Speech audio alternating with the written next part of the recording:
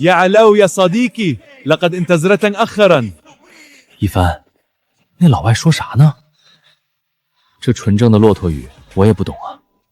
我也不知道，应该是在欢迎咱们吧。يا صديقي شكرا على استلابك。骆驼语，这哥们儿怎么什么都会？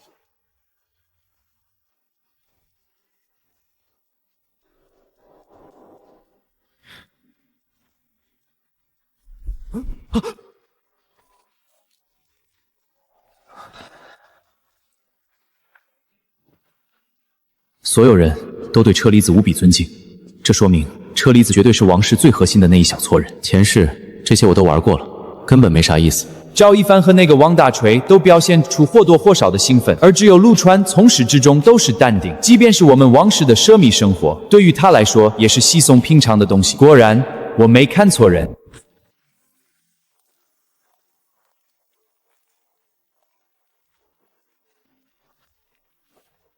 陆川，我带你去见一个人，很重要的人。等的就是这一刻，终于来了。好。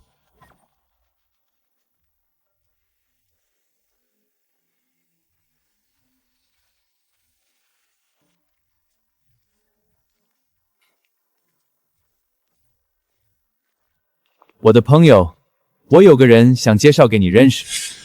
白天那些令眼花缭乱的顶级奢华招待，都只是用来拉近距离的前奏。现在，核心利益的博弈终于要开场了。我的朋友，这是必须走的安保流程，连我自己进去也不能带手机和任何电子物体。越是站得高的人，越是惜命；越是严格的防备，越是说明房间里面的人地位极高。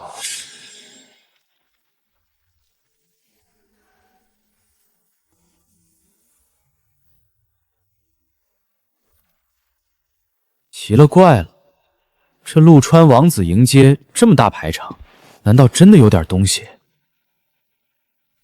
不行，我得打个电话问问。喂，刘能，查陆川那边怎么说？查不到啊，什么都查不到，就没有什么其他线索了。不过也不是什么线索都没有。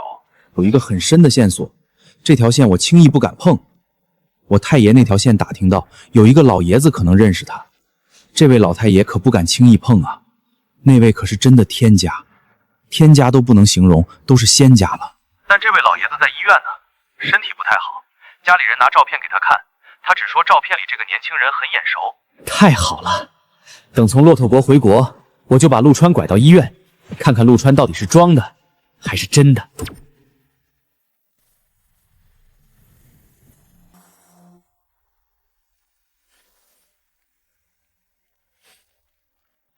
报，老爷子一切安好，在看了那张照片之后，情况一直很不错。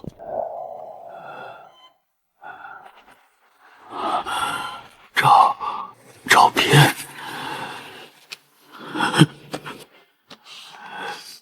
是小川，小川找到了，小川。父亲，那两个小辈说小川现在还在国外，下周回国，等他一回来就带他过来让您认认。刘璐，你记一下，下周认亲不能出一点差错，调3000人护卫医院。是。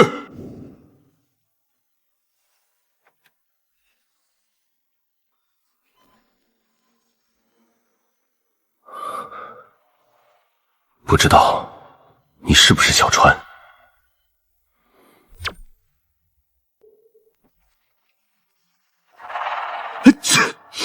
谁想我了？陆，这位是我的叔叔阿里亲王。难怪门外的安保级别会夸张到那种地步。你好，年轻人，你的骆驼语说得非常地道，感谢你带车厘子到处游玩，把他照顾得很好。阁下客气了，车厘子是我的朋友，朋友到了我的主场，尽地主之谊是应该的。况且今天车厘子安排的行程，也让我见识到了真正的异国风情。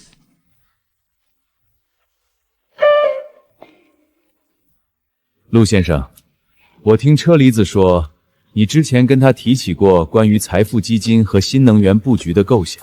果然来了，这是对我的第一道摸底测试。不过我有前世10几年的记忆，前世那些用真金白银砸出来的顶级资本运作案例，全都在我的脑海。这里不是阿里和车厘子的主场，是我陆川的主场。没错，您现在靠着能源确实积累了惊人的财富，但是这笔钱如果不转换为更大范围内收割利益的资本，那它就只是一堆随着通货膨胀不断贬值的废纸。成立财富基金是唯一的出路。这笔钱真正的用武之地是大洋彼岸那些刚刚起步的顶级科技公司的股份，要去收购老牌实业，更要提前布局新能源产业链。当有一天能源结构发生彻底的洗牌，我们的手里依然握着控制这个世界核心产业的股权，这才是真正的永远不会枯竭的护城河。非常精彩，陆先生的眼光和见识，甚至比我们花重心养的那些专业智囊团还要看得深远。但是陆先生，如果我现在不让你做正经生意，你会怎么样快速赚到一笔巨款？这是顶层掠食者在展示獠牙，他们在考验我在弱肉强食的资本丛林里，敢不敢把手伸进泥潭里去捞钱。您给一个启动资金数值2000万，我要听实打实的落地快速盈利，甚至翻倍的方案。叔叔，这话题是不是超纲了？才2000万能干什么？而且翻倍，这也太难了。 2000万够了。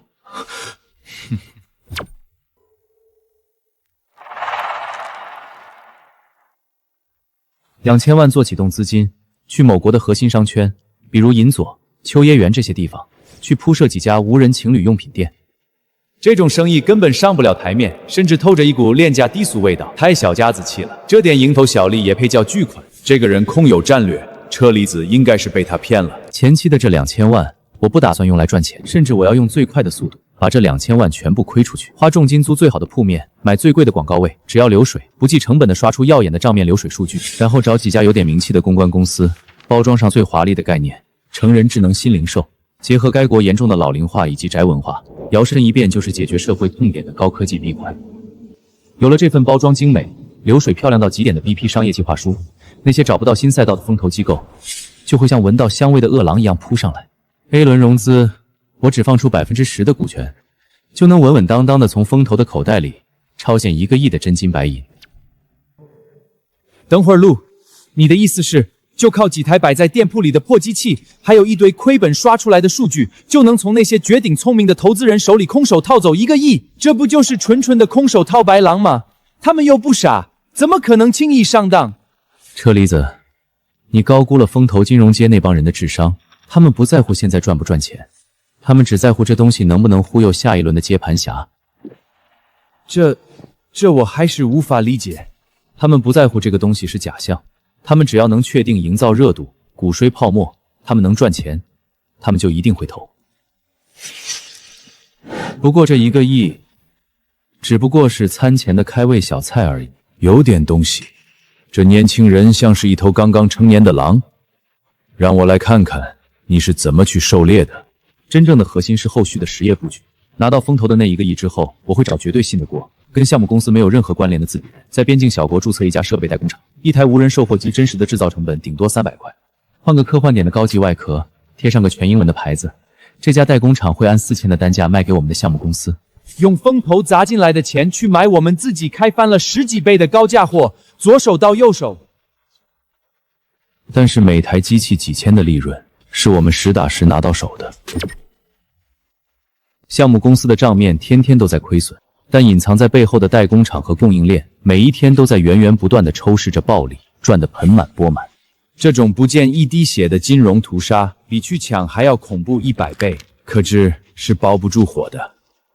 投资人早晚会发现项目的盈利模式不行，如果他们要撤资，项目全面崩盘，你怎么办？怎么办？早在 B 轮或者 C 轮资金进场的时候，我就已经通过隐蔽的离岸对冲，把融资到的资金装进基金会，扶持黑马新能源项目，彻底成为咱们可以自由利用的囊中之物。这个时候，他们就算想要撤资，你觉得他们会继续持有未来可能会赚钱的新能源股份，还是会选择壮士断鞍呢？那他们要是通过舆论拿捏我们呢？关我毛事！这个计划像一把重型铁锤，将资本最残忍、最丑陋的嘴脸砸得稀巴烂。然而，这场资本屠杀还没有结束。除了利用外部注资扶持我方企业，我会再安排一个查不到底细的马甲，成立一家二手机械回收公司，以清算的名义，用废铁价格强制回收代工厂生产的所有机器，拉回我在边境那家代工厂，重新注册一个听起来高大上的商标，继续按照4000阴降币的价格吸引更多的风投孤狼。闭环了，风险全部甩给外部风投公司，利润被隐蔽的供应链层层扒皮，无限循环割，天衣无缝，吃干抹净，连骨头渣子都不剩。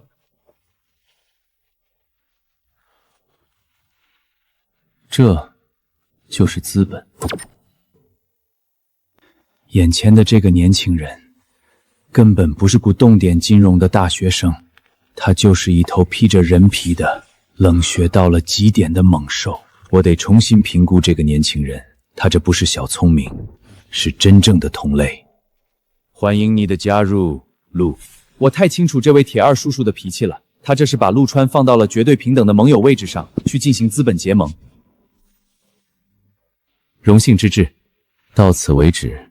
这根粗的不能再粗、富得流油的超级大腿，算是彻底被我吊死了。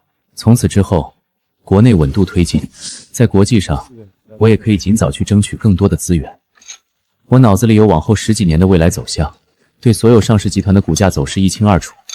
有了阿里的合作，市场就是金矿。车厘子，你吩咐一下下边的人，在我们的地盘给陆川先生最大的权限，他所到之处，如我亲临。是。陆川拆解的那套连环壁花收割法实在是太恐怖了，太狠了。我猜的果然没错，这种手段，这种气度，绝对是东方最顶级的家族的重点培养对象。陆，你今天在包厢里说的那个模式，不会用到我们骆驼的身上吧？没事，这里没人，他们听不见。在这个时候说自己绝对不会坑盟友，那就太低级了。生意场上的誓言，连擦屁股都嫌硬。我今天什么都没说。我懂了，这就是一份答卷，一场给阿里看的考试。陆川只是为了证明自己的獠牙有多锋利，那是专门给敌人准备的绞肉机，绝对不可能用在盟友的地盘上的。这就是智慧啊！我的兄弟，我需要向你多多学习。我最近在研究明史，这本书很精彩，书中小小的官员智慧也胜过我们皇室的掌权者。我的兄弟，你回去好好休息。酒店安全我已经重新安排，50名护卫携带武器，全天分3班轮流值守。有任何事情，你直接吩咐他们。在这里，只要我车厘子还活着，没有人可以伤害你分毫。谢了，兄弟。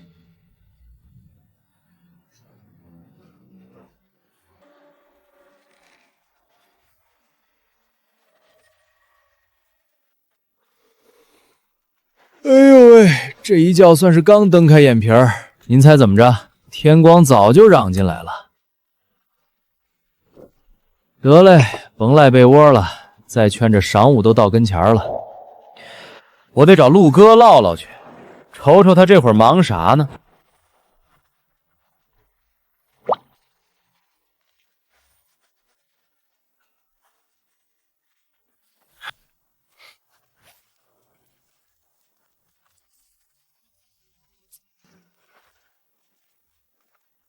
可太邪乎了，我就寻思过来找陆哥，结果门口2排带家伙的大哥直接给我按墙上从头到脚搜了3遍，恨不得连裤腰带都扒了一遍，生怕我揣炸药，防刺客都不至于整这么大神仗啊！行了，人家那是皇家级别的安保，能放你进来就不错了。我说王大少，您这岁数比老陆大上好几岁吧？怎么一口一个陆哥叫着？嗨，有本事的人就得称一声哥。陆哥比我厉害，喊他怎么了？哈哈，我都想直接叫陆爷，就怕人家嫌我套近乎。果然，我从头到尾的猜想就没错过。在他们这群富二代圈子里，陆川是最顶级的存在。昨天跟托尼混了一整天，听多了那满嘴的京皮子，我这京城话也被勾起来了。哎呦喂，您可甭跟我逗闷子了。我是个土生土长的京城人，对四九城里的口音太熟悉了。陆川的口音绝对不是外地人学两句就能模仿出来的，这是东区最核心的圈子才会有的口音。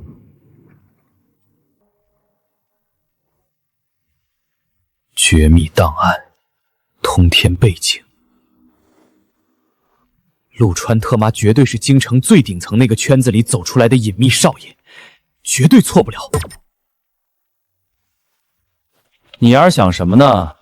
别猜了，我就一普通市民。对，陆爷，您说的对，咱都是普通市民。这家伙估计又在脑补什么，我都懒得解释了。对付这种脑补怪，解释只会越描越黑。走吧，去吃早饭。得嘞，您这边请。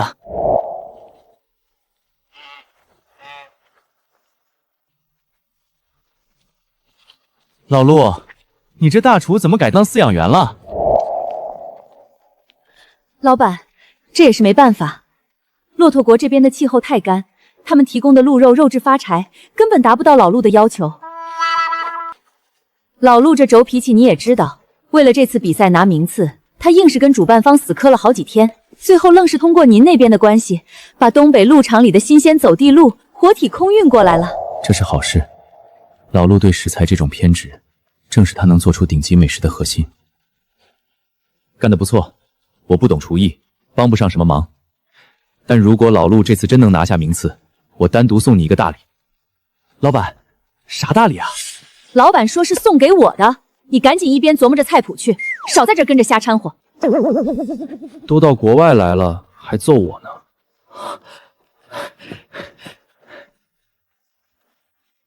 一帆，这小鹿品相可真不辣，哪儿运来的呀？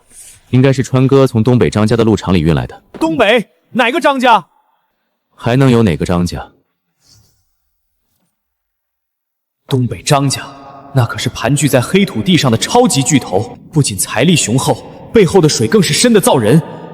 陆哥竟然能调动张家的资源，恐怖，太恐怖了！大哥，您别用这种眼神盯着我了，行不？要不要给你点卡特琳娜的信息？哇，川哥，不，义父！啊！陆哥，青哥，他是不是跟那些八卦报纸上写的一样完美？在回答这个问题之前，我倒想先听听，在你心里，这位王室的明珠到底是个什么样的人？还能是什么样？她可是真正的公主，那是上帝遗落在人间的宝石啊！还一定穿着绝白的真丝长裙，裙摆上绣着最精致的苏格兰蕾丝。她说话的声音轻柔的就像塞纳河畔的微风。每天下午，她肯定会坐在古老城堡的玻璃花亭里，一边弹着斯法尿钢琴，一边喝着最正宗的西兰红茶。她走路的时候，甚至连路边的一只蚂蚁都不忍心踩死。她就是纯洁无瑕的天使。我放着京城几百亿的家产不回去继承，硬是顶着我家老爷子要打断我腿的巨大风险，跑到国外去学什么服装设计。你们以为我真喜欢拿剪刀踩缝纫机啊？我就是为了有朝一日能亲手为她量身定制出这个世界上最美丽的裙子，在宫廷舞会上惊艳所有人。这他妈是纯爱战神。大哥，你小子喜欢一个人之前，都不先花点功夫去打听一下对方真正的喜好吗？谁说我没花功夫？这2年我光是找那帮情报贩子买他的私密信息，就砸进去了好10万英祥币。可是那个该死的情报贩子居然跟我说卡特琳娜公主平时最喜欢的东西根本不是什么珠宝衣服，而是玩刀。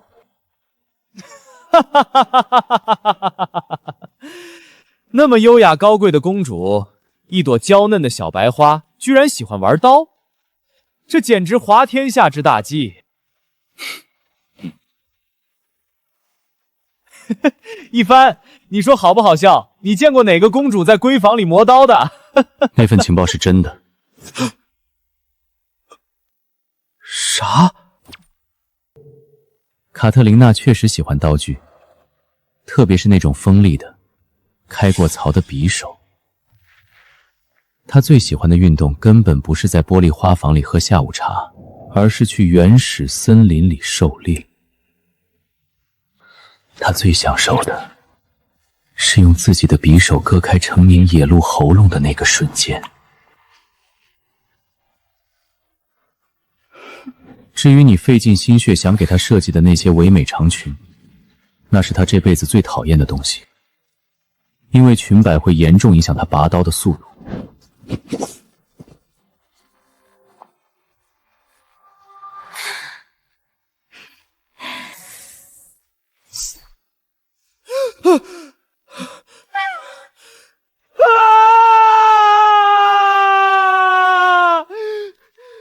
不能够，这跟我脑补的压根儿不一样，你指定是拿我逗笨子呢。既然你不信，回去收起你那些蕾丝花边的破布料，多设计几把好刀，用最好的材料打出来，到时候你当面送给他试试，看看他到底是扔了你的裙子，还是拔你的刀。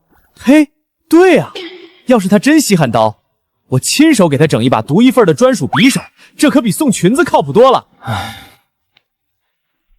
这小子的脑回路清奇的可怕，自我治愈能力简直拉满。被你几句话就打发去打铁了，这位王大少脑回路确实异于常人。不用管他，接下来才是真正的重头戏。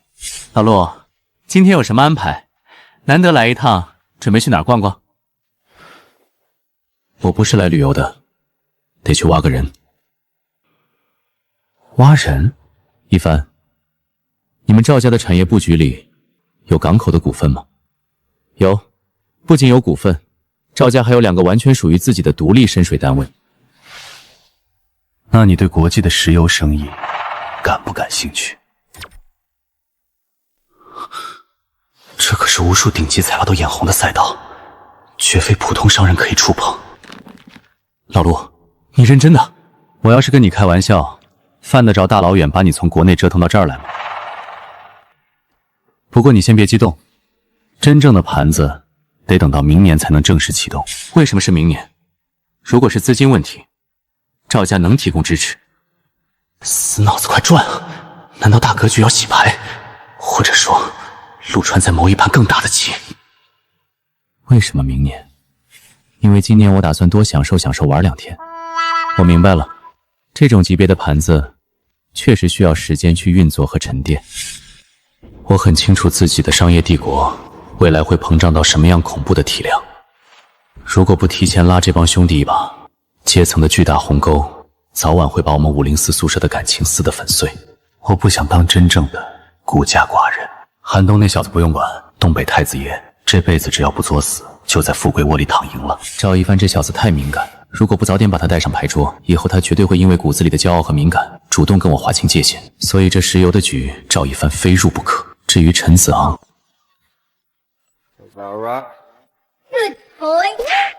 左边画个虫虫，右边画个龙龙，不要对我凶凶，我的心会痛。算了吧，那脑干缺失的货，让他去路边卖淀粉肠，估计都能把摊子给点了。听天由命吧，反正陈家那1个多亿的家底也够他吃喝玩乐了。备车，去利雅得银行。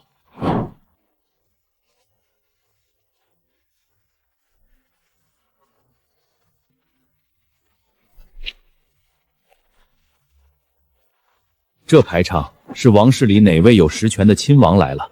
不知道，但能让奥马尔行长亲自在太阳底下等着，来头绝对不小。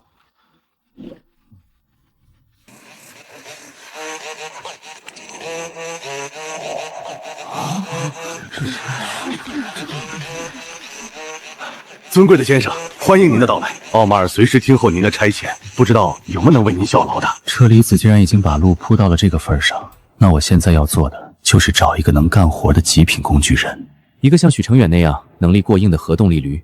我找吴剑锋。您好，我是得力银行外汇部的青木经理吴剑锋。奥马尔行长说您有大业务要办，让我全力配合。您看，您是需要办理跨国走账，还是海外信托？我叫陆川，我不办业务，我准备在这里开个公司，现在缺个总经理。陆总，您这可是找对人了。我在这干了快8年，认识不少在这边打拼的精英。您要什么样履历，什么级别的人才，我马上联系猎头朋友，保证给您挑几个最拔尖的候选人送过来。我不找猎头，我看你就很错。陆总，您太抬举我了，我就是个混口饭吃的普通小经理，顶多算个熟练工。您那个盘子肯定大得吓人，我这小身板扛不起来，去了也是给您帮倒忙。你是觉得你的能力不行？陆总，您要做的事绝不是我这种平头老百姓能掺和的，我怕死。那你是觉得我的实力不行，护不住你？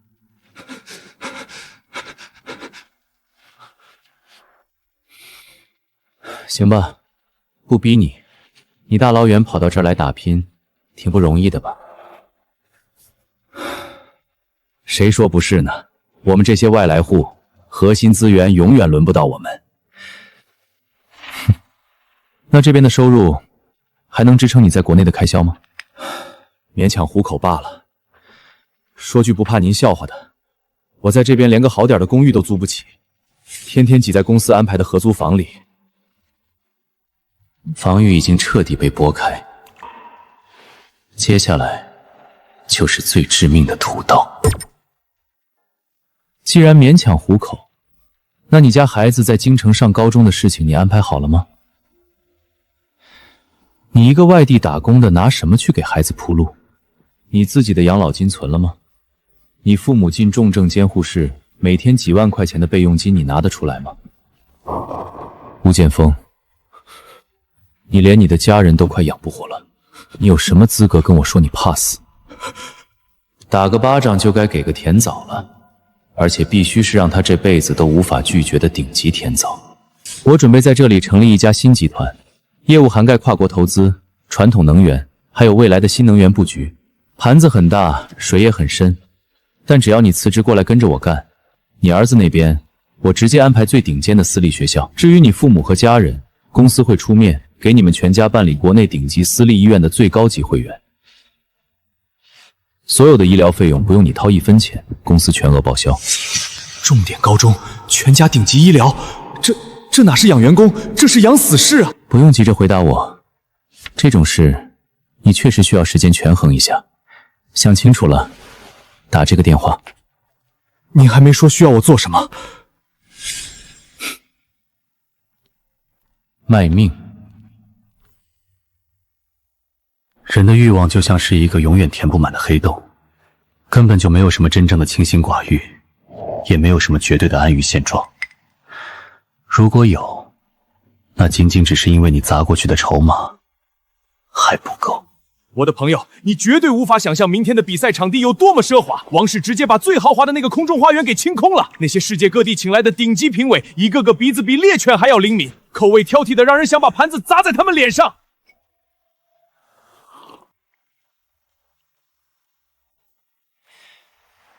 不过我对你的那个厨师朋友有信心，他绝对能让那帮老古董闭嘴。鱼儿到底还是扛不住这致命的诱惑，咬钩了。陆总，我辞职报告已经交了。想通了，来皇家酒店，到了直接报我的名字。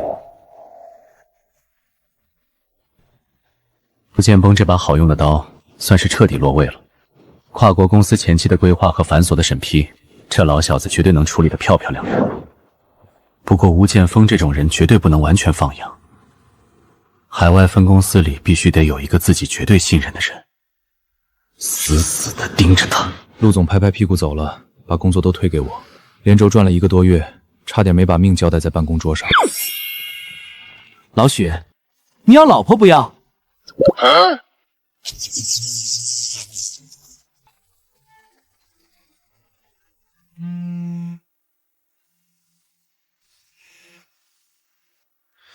去你大爷的！谁给你爹打电话？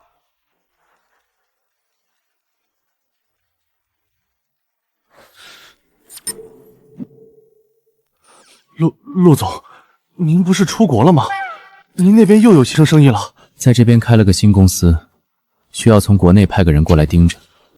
我马上去办签证，订最近的航班飞过去，帮您把盘子支起来。行了，别硬撑了，国外的盘子不用你亲自来，你在国内给我找个人，必须绝对靠谱，派过来帮我盯死这边的总经理。没问题。这种大活必须得找个绝对靠谱的人，该选谁呢？对了，孙卓达的媳妇儿，那位可是顶尖外企的高级财务主管，查账盯人都是一把好手。就他了，专业对口，有知根知底。凭什么我在江城跟着老板连轴转？那小子在东北过得舒舒服服，必须让他家属也来分担分担。嘿嘿，好兄弟，老板的摊子可不能只让我一个人忙活啊！我的朋友，我想在这片地盘上干点实事，可是我上面压着一堆叔辈，还有那些虎视眈眈的兄弟，他们把资源捂得死死的，我手里这点根本施展不开。今年确实不行，但明年就不一定了。明年，我父亲极有可能会在明年那场不见硝烟的博弈中胜利。这件事甚至连我自己也只是猜到了一点点皮毛，可是眼前这个陆川远在万里之外，他怎么敢用这种如此笃定的语气把这话给说出来的？太可怕了，这到底是多么恐怖的国际情报网？还是说这个陆川背后的势力本身就是推动这场洗牌的无形推手之一？我的朋友，你真会开玩笑，明年的事明年再说，必须不惜一切代价，用绝对的利益把这个深不可测的陆川死死地绑在自己的战车上。我去，车厘子王子，陆总竟然跟车厘子谈笑风生。陆总，我来了。车厘子，这是我集团在你们这里的总经理吴建峰，以后这边的具体业务就交给他打理了，还得麻烦你照顾一下。我这哪里是上了贼船，这分明是老祖宗显灵，让我抱上了一根纯金的大腿啊！正愁找不到机会深度绑定呢，这简直是瞌睡来了就有人送枕头。没问题，但是我也要出3个亿补充现金流，再给你一栋楼做集团总部，换你骆驼30%的股份，这不过分吧？我的世界观碎成了渣，这他妈是投资吗？这分明就是变着法的赶着给陆总送钱啊！办公楼在哪儿？哈哈哈哈！我手里现成的地多的是，相中哪块，马上建一栋就行了。王子殿下，新建一栋大楼的话，这审批加上施工周期起码得2年吧？哈哈哈！你是不是在这里待太久，脑子生锈了？我直接找贵国的施工队，以贵国的施工速度，2个月就能把一栋大楼建好。这是我私人助理的电话，让他给你发一张地图，你们相中哪块地，直接在地图上画个圈，剩下他会全权搞定。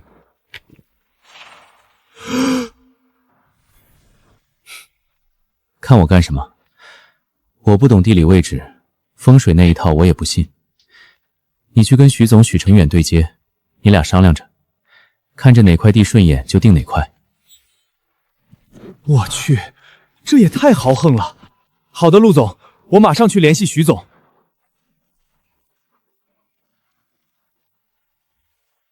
对了，卡特琳娜公主到了吗？我有个朋友想请她吃顿饭。这卡特琳娜公主可是国际闻名的一枝花，兄弟你也感兴趣？她说不定真喜欢你这一款。没问题，我跟卡特琳娜熟得很，晚饭交给我来安排。谢了兄弟，那我先走了。看来我这个好兄弟不止在他们国内吃得开，在国外的情报实力也强得可怕，真是越来越期待跟他的后续合作了。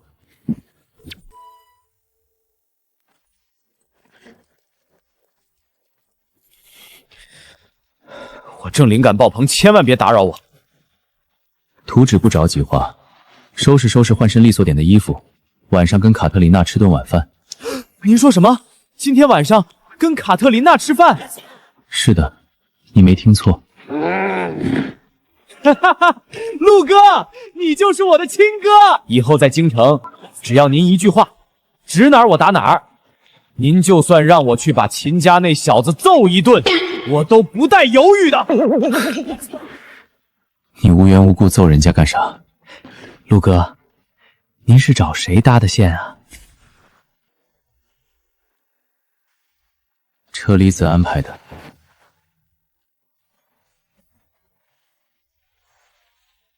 我去，骆驼王子！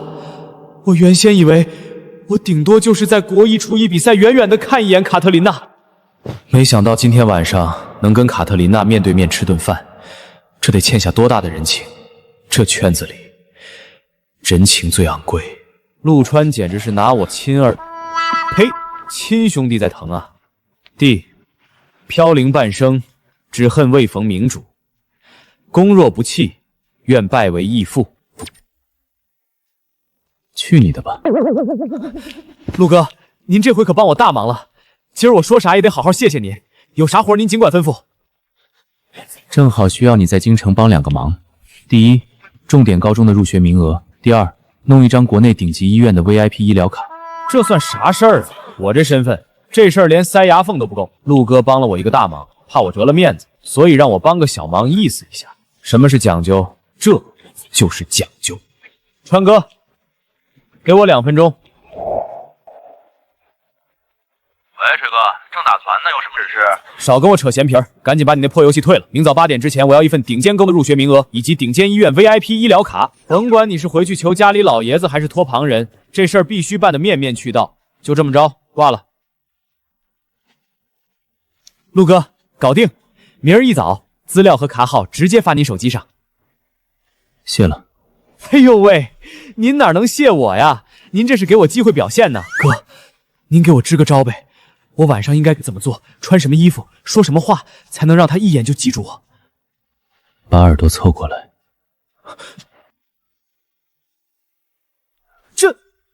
哥，真要这么干？这玩意儿能行吗？他会不会生气直接走了？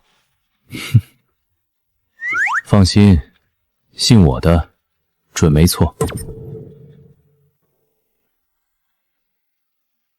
这2天我疯狂地推演着赵家的港口吞吐量，为了这个明年才能启动的大局，我必须拼了。这京城大少的状态怎么看上去这么欠揍？发春了？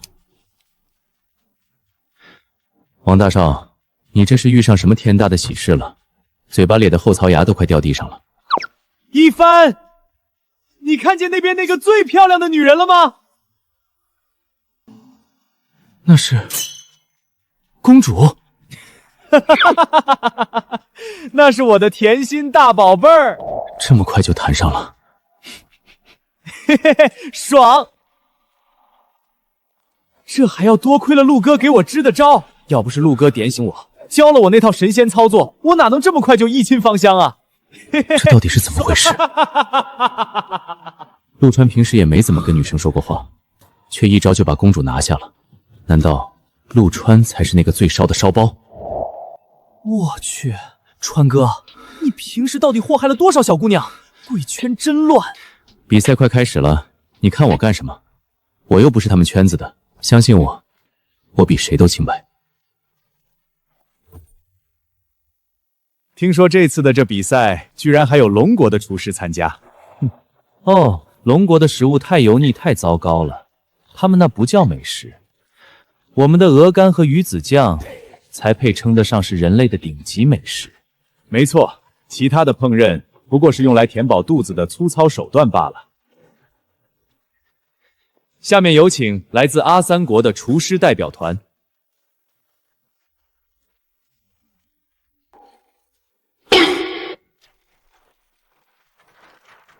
啊！这就是传说中的阿三丝吗？尊敬的车厘子王子，我们为您带来了阿在国的传统美食，请开始你的烹饪。这是我们的传统名菜科妹多巨蜥拌成吉思鸡。我超威，给我们准备50卢比的成吉思鸡。王子，先等我烹制完成和鸡丝鸡，再给你盛50卢比的。他说的这东西真的能吃吗？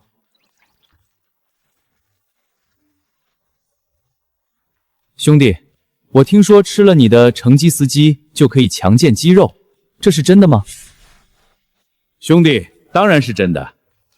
天哪，这谁看了不馋啊？你还干别的吗？抱歉，我不干别的。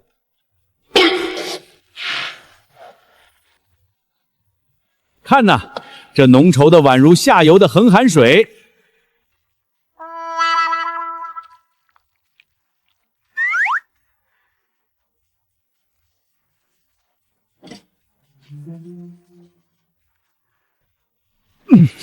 我们的美食干净又卫生，享誉天下。干净又卫生，王子殿下，请享用世界顶级美食。干净又卫生，王子殿下，请享用世界顶级美食。你这些东西能吃？保证您吃了百病不医，肠道顺畅。为了品尝原味的成吉思鸡，还请王子您用手直接进食。滚滚滚，快把他给我赶出去！给我弄20加仑的酒精，现场消毒。王子，干净又卫生，干净卫生。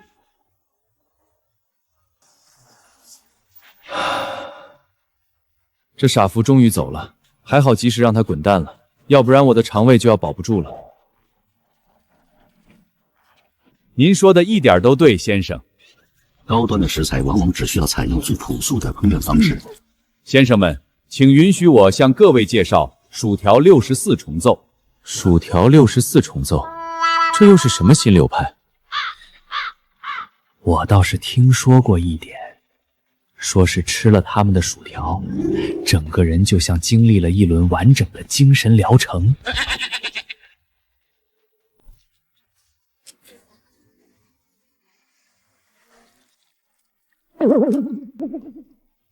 每一根薯条都有自己的命运，有的会遇见蛋黄酿，有的会遇见芥末，将将平等，属属有命。这到底是炸薯条，还是某种宗教仪式？先生，薯条64重奏的第一条规矩，不要问，只管吃。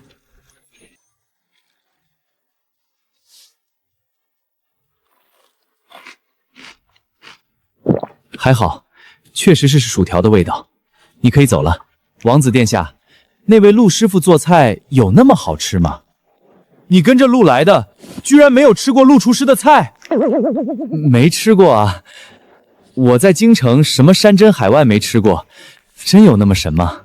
接下来是来自东方的厨师陆德韶的美食鉴展。怎么这么香？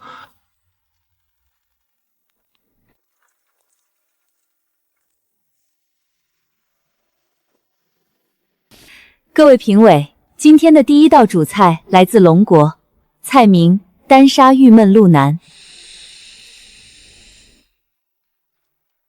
这道菜的食材取自极省深处最珍贵的纯血梅花鹿，取其最肥美的鹿腩，在特制的盐水里浸泡了4个小时，加入八角、桂皮、草果等12味纯天然中草药。这位女士，请不要继续介绍了，我已经迫不及待地品尝美食了。哼。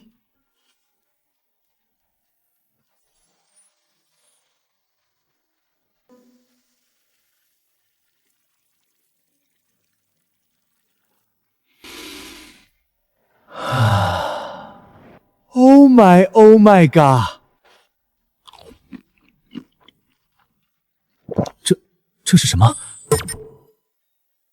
鲜美的味道在舌尖上律动，像是一只调皮的小鹿在草原舞蹈。自由、奔放、热烈、原始。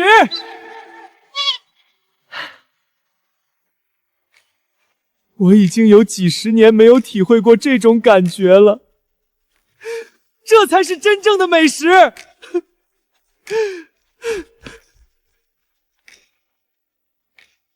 真有这么夸张？陆厨师，请您快上第2道菜。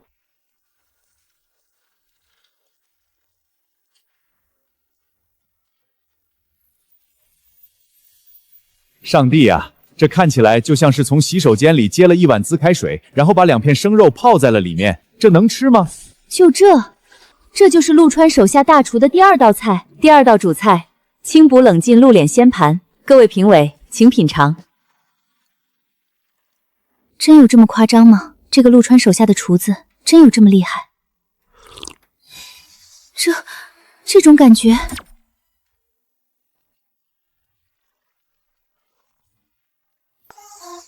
这种感觉，竟然是雨后春笋般的脆爽，和高山雪莲般的甘甜。肉的极致口感混合着蔬菜的清甜，打破了物理常联的一切的一切，在嘴里洋溢。打赏黄金10公斤。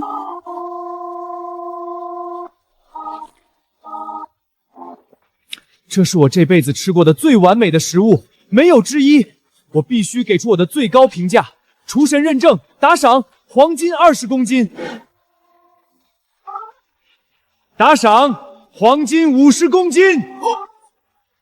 比赛的结果毫无悬念，恭喜陆师傅拿下本届国际厨师大赛的冠军。陆哥，你身为老板，这时候不去台上露个脸沾沾光，这可是名扬国际的大好机会啊！没意义。商人要的是隐在幕后数钱，跑到台前去当靶子，没有任何意义。明天我和一帆就坐飞机回国了。王少是一起回去，还是在这儿继续跟你的大宝贝儿卿卿我我？卡特琳娜今晚的航班就要飞回去了，后续的感情培养也不差这一时半会儿。相比之下，京城的那帮二代有没有查出陆川的身份，让我更好奇。回，当然一起回。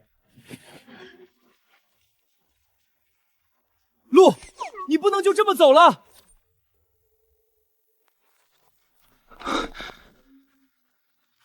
还有事？合影，我的朋友，这张照片必须拍。你们的厨师今天拿了第1，你又是他的老板，这很有纪念意义。车厘子想把这段关系摆到更明面的位置上，这张照片就代表着我的态度。好啊，我的朋友。摄影师，快来！陆，明年再来的时候，很多事情应该就不一样了。那就明年再见。祝一切顺利，我的兄弟。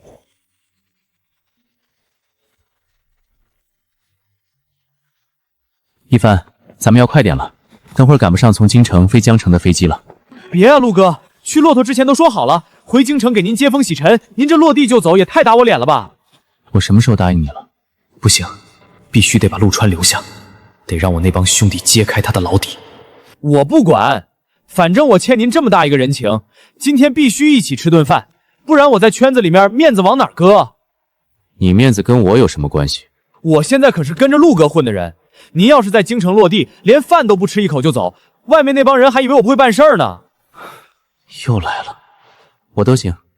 看你，江城那边暂时没有急事，反倒是京城这边，那帮二代肯定没少折腾。既然人都到了京城，不如看看这帮人到底想干什么。行吧，就吃顿饭，吃完我就回酒店休息，明天回江城。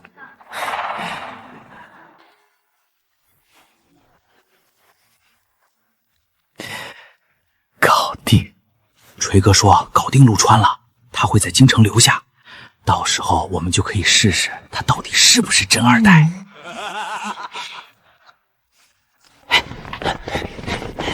兄弟姐妹们，走！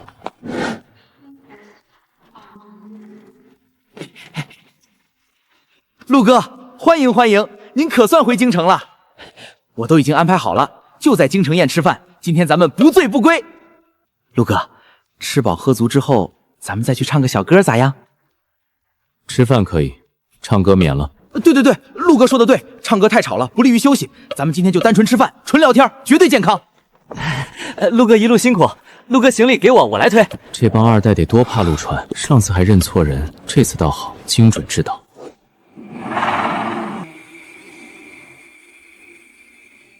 哎，你们这帮人拿着照片和身份证号查了这么多天，查出什么没？你丫会不会开？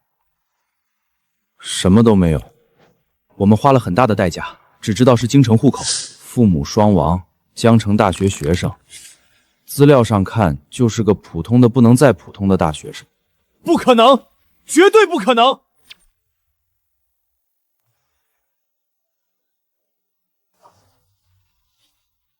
他要是普通大学生，那我王大锤就是三好学生。锤哥，你放心，咱哥几个好不容易遇见有意思的事儿，肯定凑上去好好折腾一番。你上次跟我打电话说的那位老爷子呢？那老爷子可不敢轻易碰啊，弄不好咱俩万劫不复啊！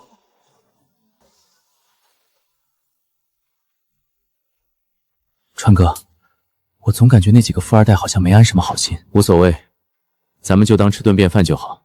明天一早就回江城。果然，这就是大家族子弟的底气。就算那几个富二代想搞事情，也掀不起什么风浪来。现在情况很明了了，陆川的身份只有那位老爷子可能会知道。咱们晚上这顿饭就想方设法把陆川引到医院，让那位老爷子瞧瞧。如果老爷子不认识陆川，那陆川绝对就是个假冒的西比货，到时候看咱哥几个不弄他。虽然陆川有点能力，但假冒终究是不行的。那位老爷子怕是也会赞同我们把他踢出京圈。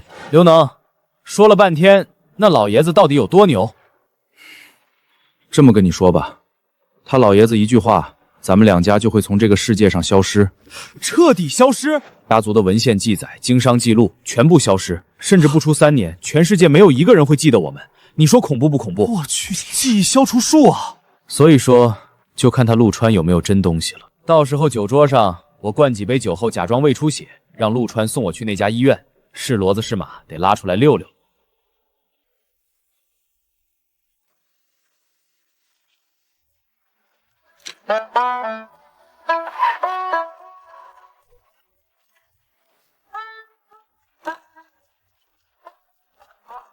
陆哥，今天这顿我来安排，谁也别跟我抢啊！我家别的没有，就是没多钱多。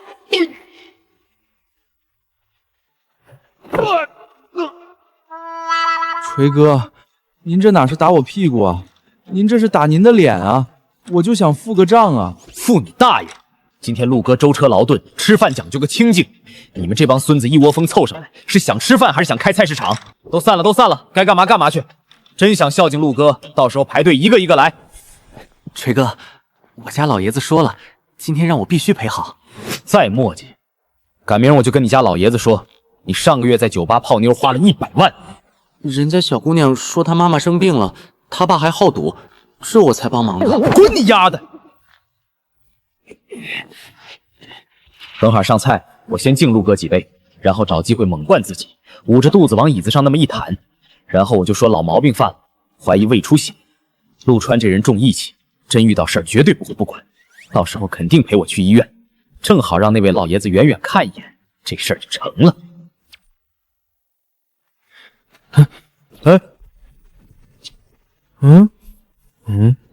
你笑什么？精神焕发，一想到能给陆哥您接风，心里高兴。这大金毛肯定没憋好屁。请。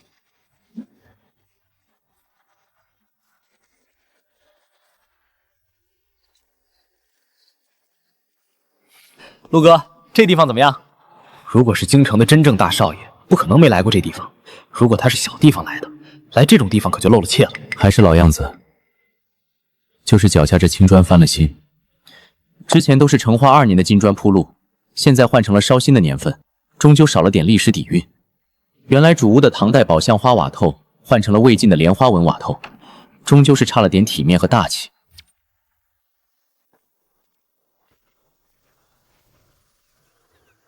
先生，瓦当和地板的确是翻新了，您真的是慧眼如炬。我去，陆哥这都能看出来，老行家呀！稳住，稳住，不要慌。我也听过这个地方，会员审批比江城的汤泉水柜严苛好几个档次，有钱只是最基础的门槛。人家看的是你家里往上数3代，有没有资格坐进来吃这顿饭。一帆哥懂行啊，这地方一般人别说订包间，连门口那条胡同都找不到。陆川刚刚说的那些我都不懂，而且他如此松弛平静，不像是走进了京城最顶级的会所，像是在逛自家楼下花园一样。我前世为了装富二代，专门研究过金城宴的布局，就准备着回江城跟人吹牛，现在想想，当初挺傻的。我超威，陆哥这神态也太自然了，搞不好以前这地方对人家来说就是个随便吃饭的后院。还不快给我们安排最好的包间？随便点就行，吃个饭而已。这话要么是不懂规矩，要么就是规矩本身得围着他说话。明白明白，陆哥放心，绝对不搞那些花里胡哨的，咱就安安静静吃顿家常便饭。几位贵客，里边请。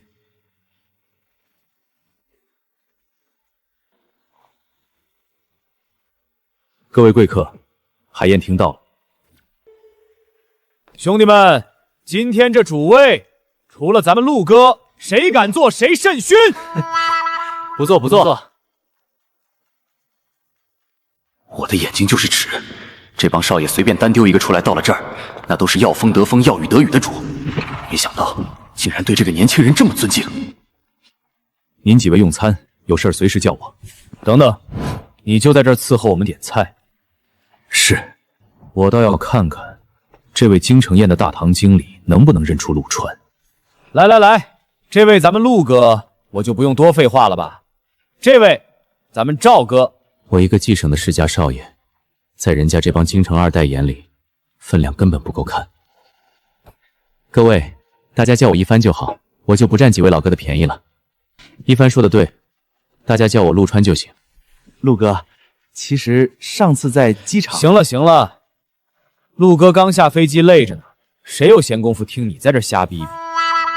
陆哥您瞅，这平头小子叫刘能，家里搞能源集团的；旁边那个叫梁飞，家里粮食集团的；陈宇，家里老头是搞教育的；精卫，家里老头是搞医疗卫生的；那个长得最黑的铁渠，家里运输集团的。来，站起来问好。陆哥好。这一世，我的信条就是不装不端着，他们再牛，也就那样。好可怕！这就是陆川的凝聚力吗？5个重要板块的继承人，像小弟一样对陆川献殷勤。陆川的背景比我想象的还要强大。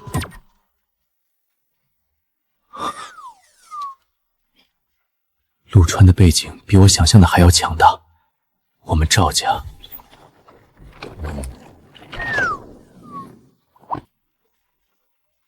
陆哥，以后在京城有事儿，千万别跟兄弟们客气。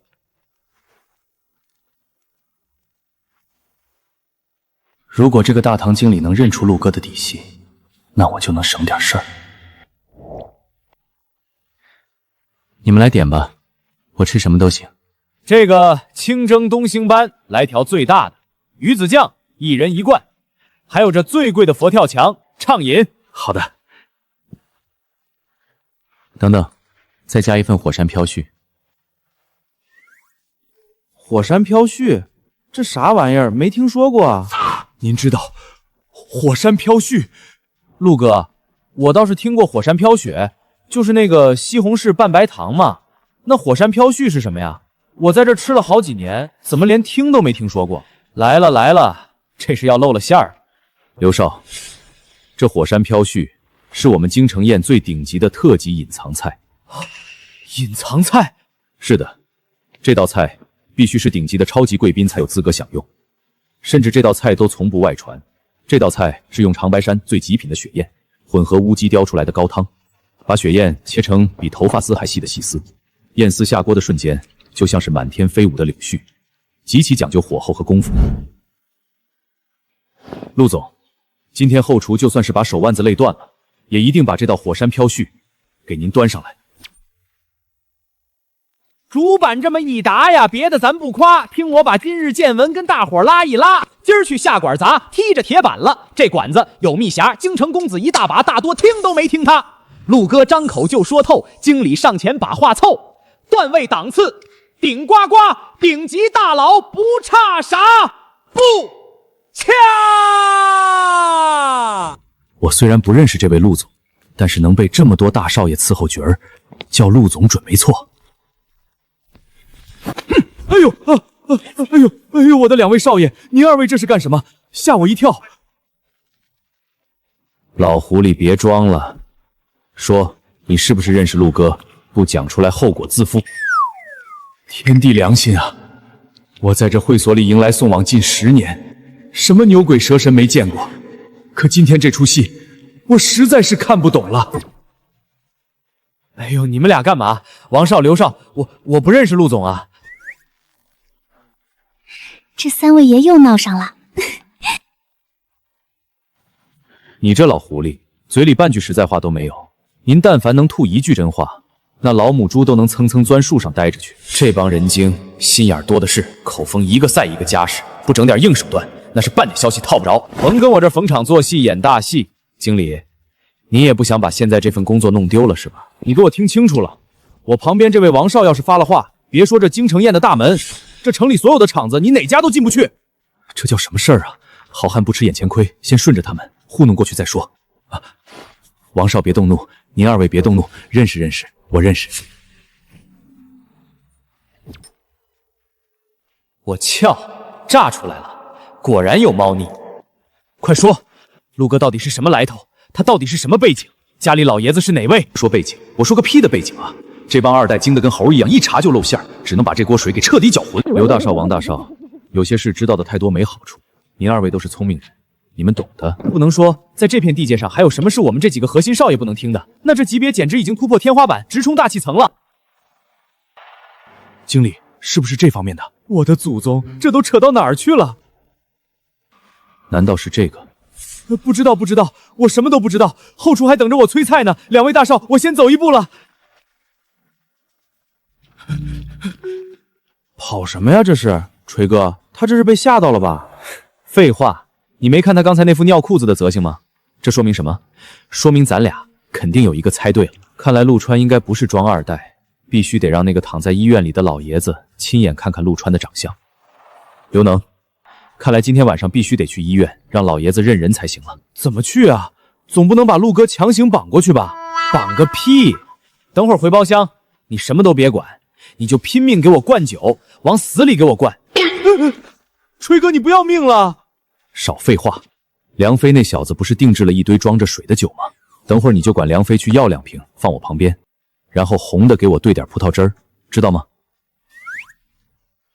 妥了。哼，作案工具，这不就自己送上门了吗？飞子，这个是你那个货不？不是，这是从前台拿的真酒，给陆哥接风洗尘，我哪敢拿凉白开糊弄啊！今天出门，我顺手在后备箱塞了一箱货，本来……哎呦，你干嘛？干嘛呀？我抽出你裤衩里猴皮筋做弹弓崩你们家玻璃去！不是，锤哥他这是抽什么风？飞子，你后备箱里假酒，今天可是立了大功了。啊，走，先把这箱真酒搬进去，给陆哥他们喝。行吧，该哥们儿飙演技了啊！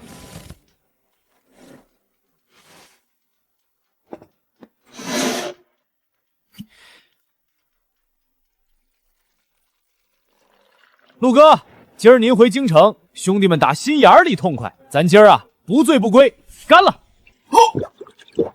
一口喝那么多，胃能受得了吗？这小子肯定是把梁飞那儿灌了矿泉水的假酒拿来了。美滋滋儿，川哥，该您了。这么说来，前世这帮京城2代在圈子里是出名的能喝，但是再过2年，他们的白酒战神神话就会迎来一场毁灭的灾难。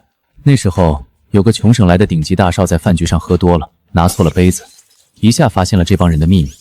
他们竟然往酒瓶子里注入矿泉水，曾经名震江湖的白酒战神们彻底沦为笑柄。既然你这么喜欢演，今天我就帮你们这出戏再加点料。真53度还没有问题。好，陆哥海量，少喝点。你不是平时不喝酒吗？要不我替你。不碍事。重生之后，不光是有了超强记忆力，身体素质方面更是2式量子叠加，一拳能打死1头牛，几斤酒根本没问题。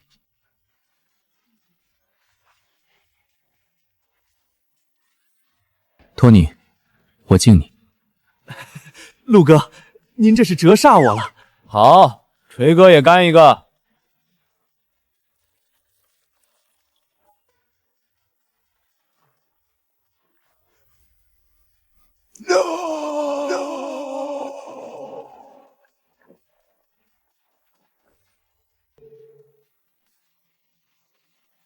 我超威，怎么回事？这他妈怎么是真酒？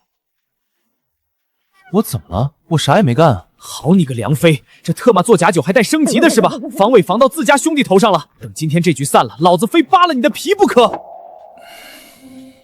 那什么，锤哥牛啊！这是未出血计划的一部分吗？奥卡斯小金人今晚到你家啊！托尼哥，别停啊！这才哪儿到哪儿，继续干！我胃里都快烧穿了，这要是这么喝，我今天非得把这条命交代在这包厢里不可。我去，刘能这分酒器里的是水啊！这才对劲儿，这才是真正的白开水。好酒，够劲儿。陆哥，怎么样？咱京城人讲究不？讲究。不是哥，你抢我的酒杯干啥呀？这演的是哪出啊？咱俩的都是水，你抢我的干啥？刘少、王少都干了，你马上只能喝这个了。托尼哥演的这么爽，也让我来演一把。嘿嘿嘿嘿，这哪是水？这他妈是真酒！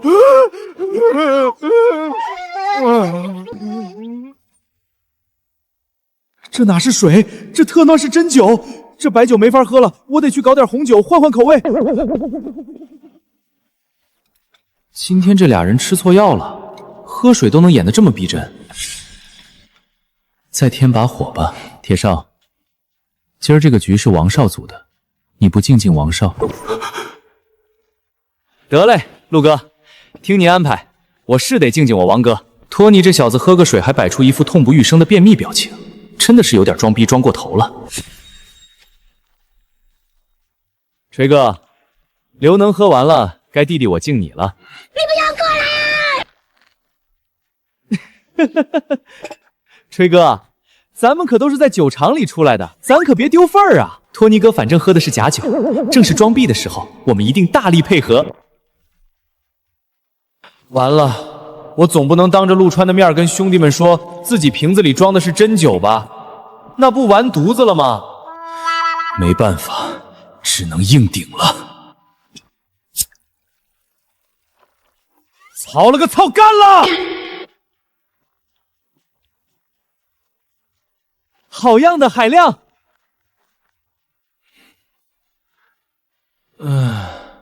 我完了，这天花板上灯为什么在转？托尼哥，我来救你了！这2瓶分酒器一真一假，这瓶是葡萄汁，这瓶是真红酒。真爱降临！救星来了！哎，锤哥，别喝！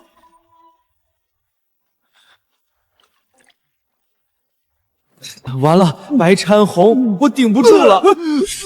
别，这儿有垃圾桶，你别吐我身上！他俩演的是哪出？我假酒过期了。老陆，你们京城少爷待客还是太热情，太权威了。锤哥，你没事吧？我操，血！锤哥吐血了！我只是想看托尼吃个瘪，结果这大哥真把自己喝出问题了，还真是个天才。快送医院！我应该是没事了，纯粹是喝急了。但是我必须吓一吓梁飞这孙子。你丫没事升级假酒干啥？我去，回光返照啊！托尼哥别吓我，前面就是东区医院，赶紧拐进去啊！不准去东区医院，给我直接去海区医院！托尼哥，你都啥情况了？这会儿横穿半个京城去海区，你这命还要不要了？我自己身体我知道，今天晚上要是不让那个老爷子看一眼陆哥，我就算死也不瞑目。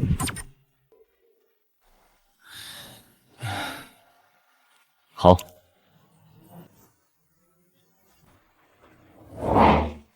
不对劲。经纬，京城雁出门左拐就是一家顶尖的3甲医院，急性胃出血，你们不去就近的医院，非要跨越大半个城市往海城跑。是啊，急性内出血，多颠簸1分钟就多1分休克的危险，这不符合常理。我哪知道托尼这王八蛋到底在抽什么风啊？那什么，陆哥，锤哥那位金贵必须得让最顶级的专家看，一般的急诊大夫我们不放心。哼。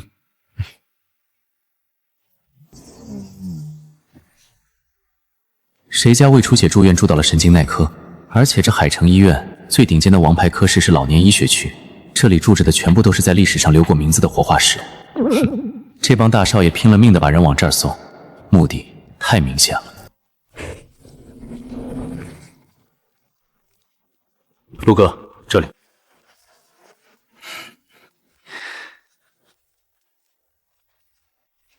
锤哥，你感觉怎么样了？你别吓我呀！真是服了，就算消化科没床位了，也不能托关系硬往我们神经科塞啊！一个胃出血跑来我们这儿挂葡萄糖，这不是胡闹吗？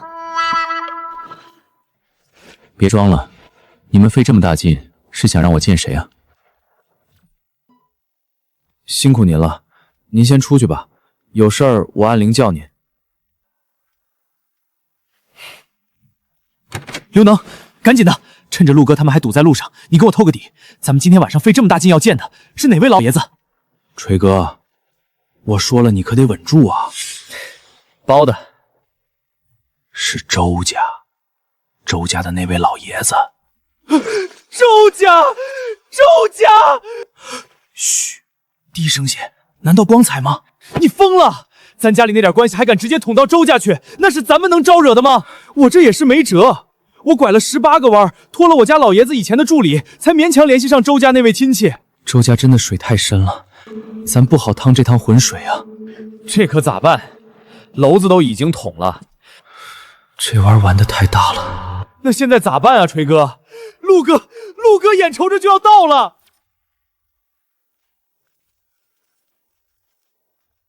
有了，能子，你动动脑子想想，既然陆哥和周家是一个层级的，那咱们何必非要去接触周家这个大佬呢？咱们找个同级别的高层老爷子打听一下不就行了？找谁啊？钱老。你疯了？咱们惹不起周家，难道就惹得起钱老吗？再说了，钱老的电话你能搞得到？反正我是不敢找我爷爷问。说你没见过世面吧？我可是有幸跟钱老见过面。去年我跟我爷爷去闽省拜访钱老，他还夸我风格独特呢。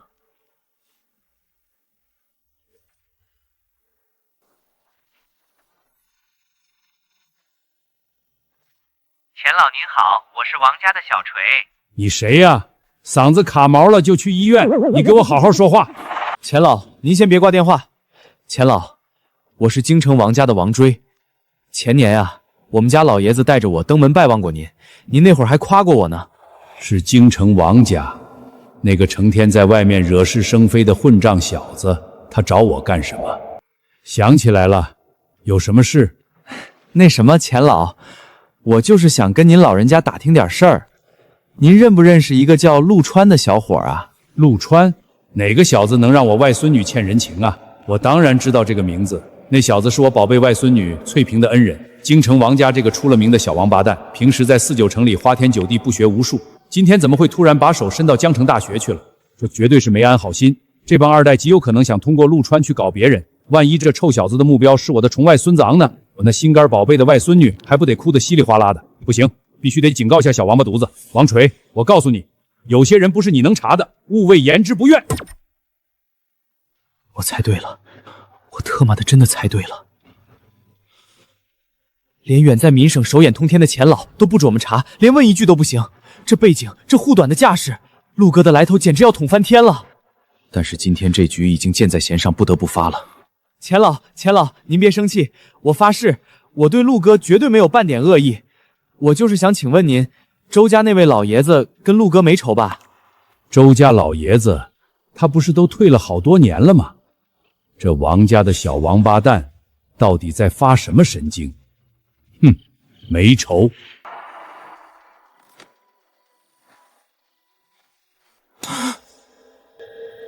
完了完了，锤哥，咱们这回是真踢到铁板上了。这要是牵连到家里，我爹非把我活埋了不可。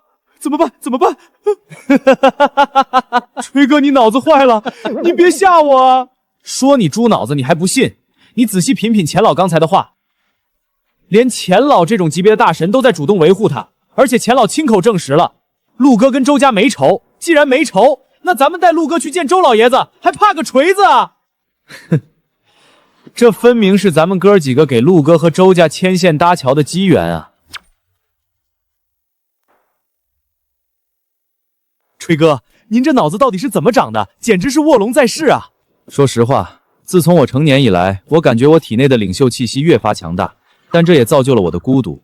同龄人根本就没有同频共振的人，猛虎总是独行。我现在也一样，和他人交谈宛如雄狮降临野狗群。你能跟上我的思路，也能算得上是当代凤雏。我仿佛已经看到了我们的辉煌未来。咱们卧龙凤雏干了件大事，现在就等陆哥来了。陆哥这眼神太恐怖了，装，这还怎么装？陆哥，我摊牌了，不装了。这事儿的确是我猪油蒙了心想出来的馊主意。陆哥，我们没别的意思，就是有个老爷子，他老人家想见您一面，我们几个这才想出这么个下三滥的招，想把您请到这海城医院来。但是陆哥，我发誓，我是真被这帮小可爱灌出胃出血了。老爷子认识我，想见我一面。开什么国际玩笑？我前世今生就是个从小在京城胡同大杂院里长大的普通老百姓。我要是真认识这种能住进海城医院高干病房的通天大佬，前世还能混得那么惨。不过，要是不去见一面，这帮活宝指不定还能整出什么幺蛾子来。陆哥，您就当是可怜可怜我这位，人都到这儿了，您就跟我们过去看一眼行吗？行，走吧。能子，还特么愣着干什么？赶紧给陆哥带路啊！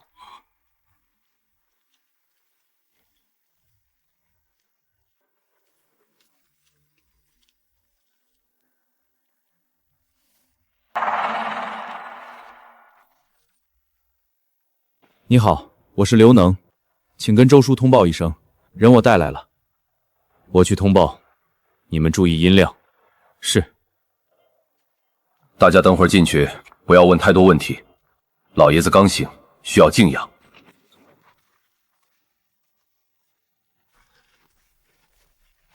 姚川，我在脑子里把所有可能性都过了一遍，但是这不是别人。我从小就不怎么记得我父母，全靠吃百家饭长大。那时候我还没上小学，正是猫嫌狗气的淘气年纪。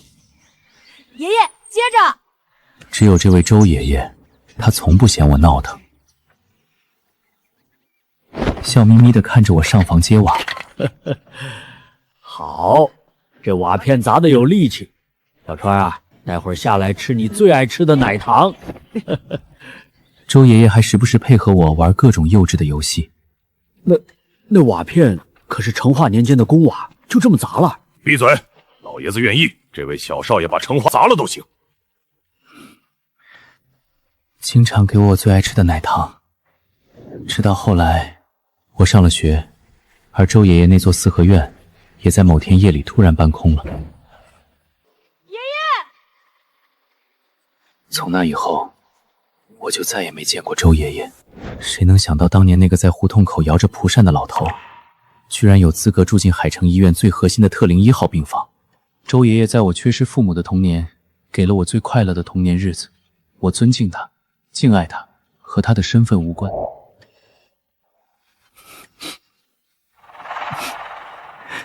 爷爷，好久不见。爷爷，周老太爷，这是我根本就不可直视的存在。这就是陆川的底牌，这他妈是10000个赵家也惹不起的通天背景。完了，这下真误闯天家了。不，这他妈是误闯天庭，还他妈直接闯到玉皇大帝的卧室去了。完了完了，王大锤这傻货坑死我了！我他妈锤死你！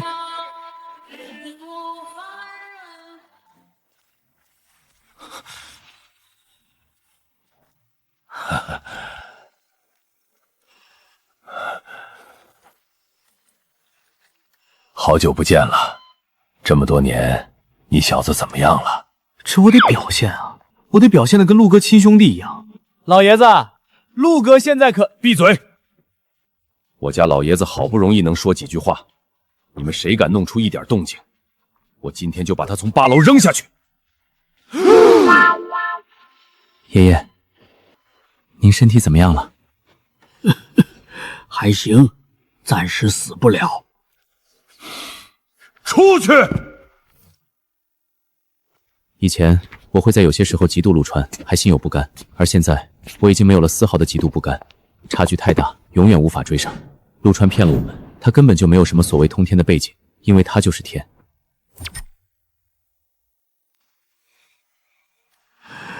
长大了，也结实了。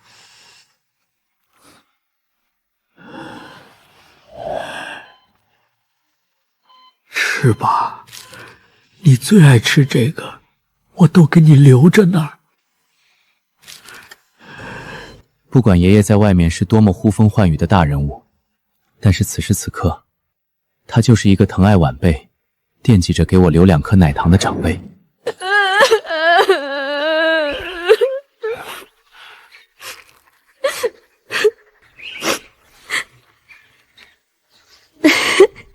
糖不知道过期多少年了，爷爷一直留到现在。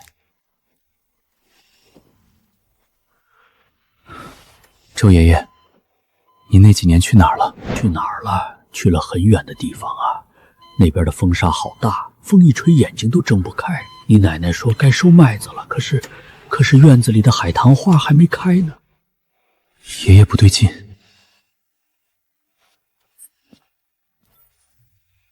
老年痴呆，而且是重度。爷爷病得这么重，连自己是谁，估计都忘得一干二净了。可是他却硬生生记住了我。还记得这个奶糖，还在抽屉里给我留着。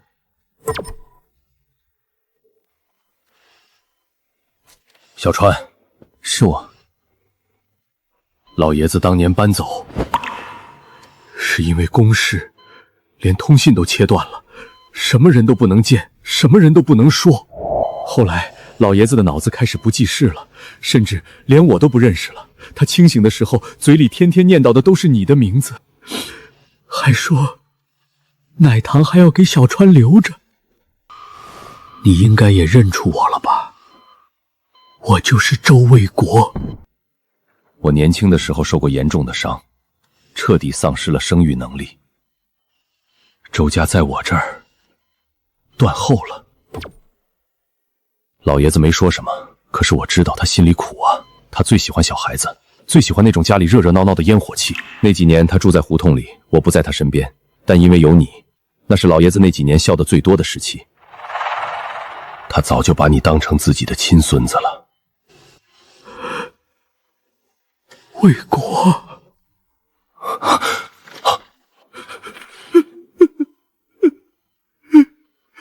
爸，您记起我了，您认识我了。这些年辛苦你了，在咱们家最冷清的那些日子里，只有小川这孩子一直陪着我。谢谢你，小川。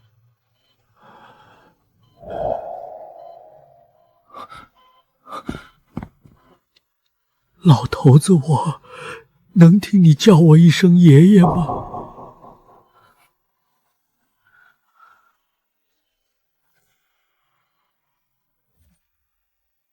能叫我一声爷爷吗？前世今生，我都没有亲人，也没有体会过亲人的感觉。或许，这就是亲情。爷爷。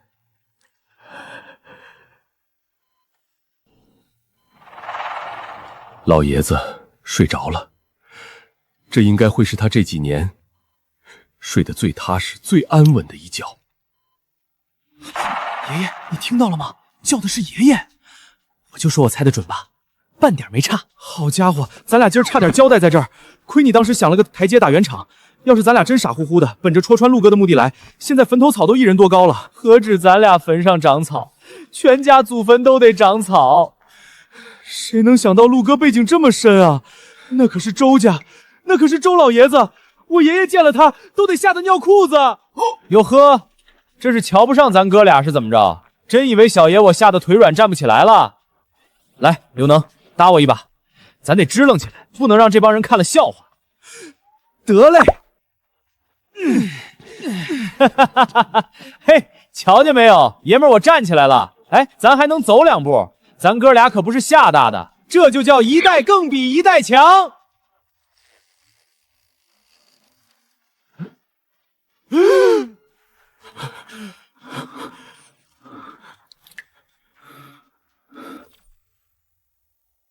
川哥，呸！川爷，我错了，我没安好心，我承认了，我是故意把您引到周老这儿的。我脑子抽了，想看您的笑话，我糊涂啊，我傻呀！川爷，我们是猪油蒙了心，您大人有大量，就放了我们吧。平身吧，没事。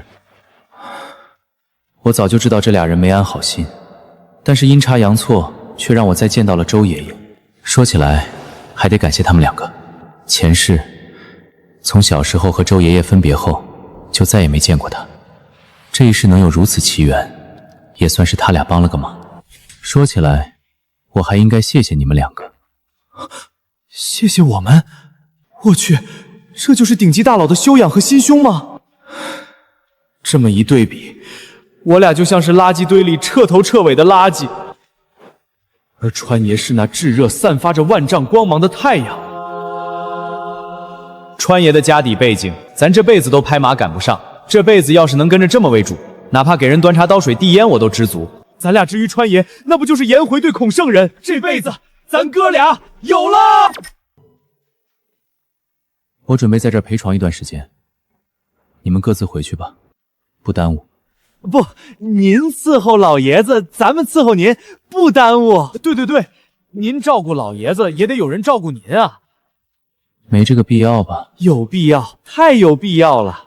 我不伺候您，您就不舒服；您不舒服，我们哥俩怎么进步？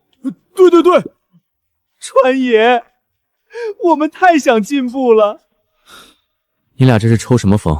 行，随你们吧。我也在这陪着你，学校什么的不重要。好，那你在这陪3天就回去，我多待几天。好，都听你的。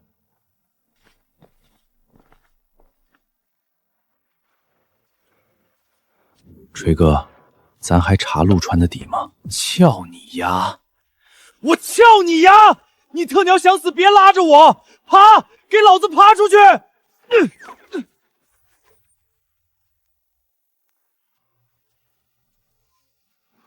小川，这几天辛苦你了。老爷子这几天是这么多年来最高兴的日子。不过你还得回学校念书，不能总在这医院里耗着。借着一个快走的老爷子来攀交情，我过不了自己心里那一关。不愧是老爷子看中的孩子，即便知道我周家是天大的靠山，也不攀附。拿着吧，今天早上医生跟我调底了，老爷子时日不多了。怎么会？这孩子真的对老爷子有感情，有能力，有魄力。我不介意在他需要帮忙的时候帮把手。以后在外面有什么解决不了的事情，直接打给我。在这片土地上，一切事情我都可以解决。记住，是一切。假如老爷子真到了那一天，我希望你能来送送他。还有，你那份绝密锁听起来霸气，其实没啥用。张爱华的等级太低了。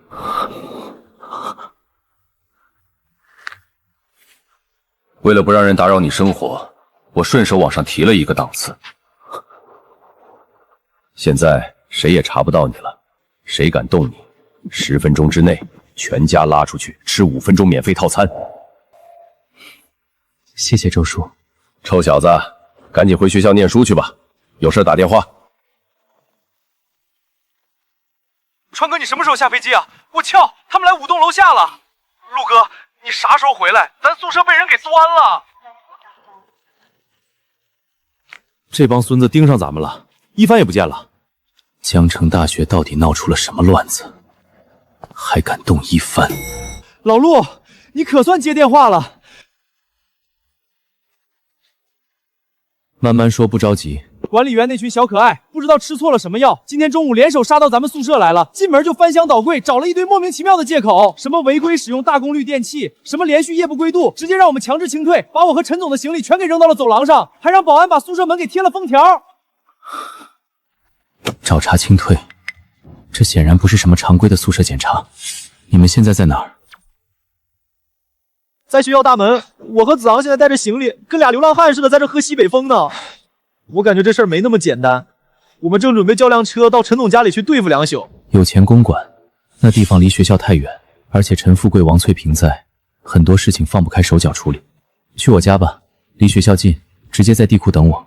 我什么时候受过这种连铺盖卷都被人扔出来的窝囊气呀？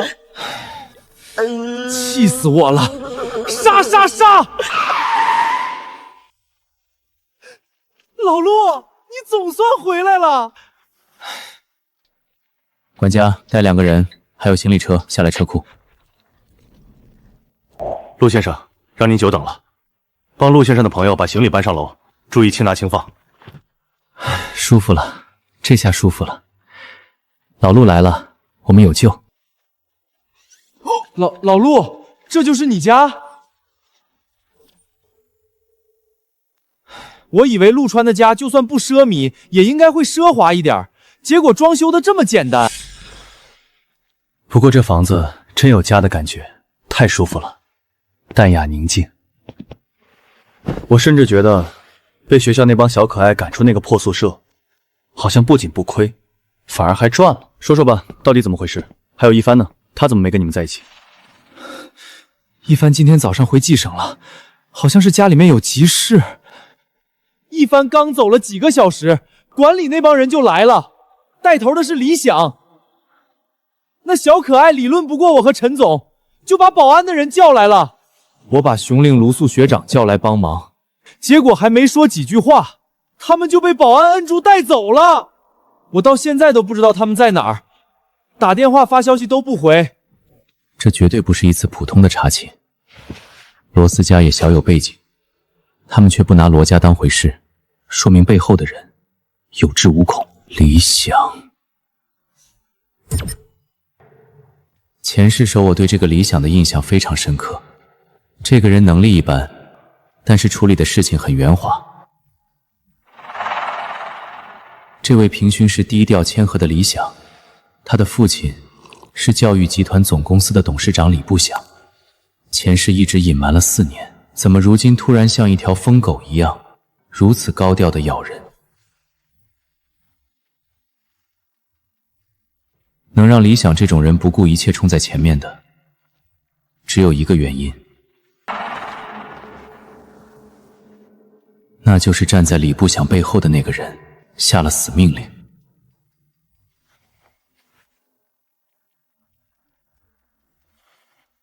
小川，你回来了。方叔，商会那边出事了。何止是出事，简直是翻了天了。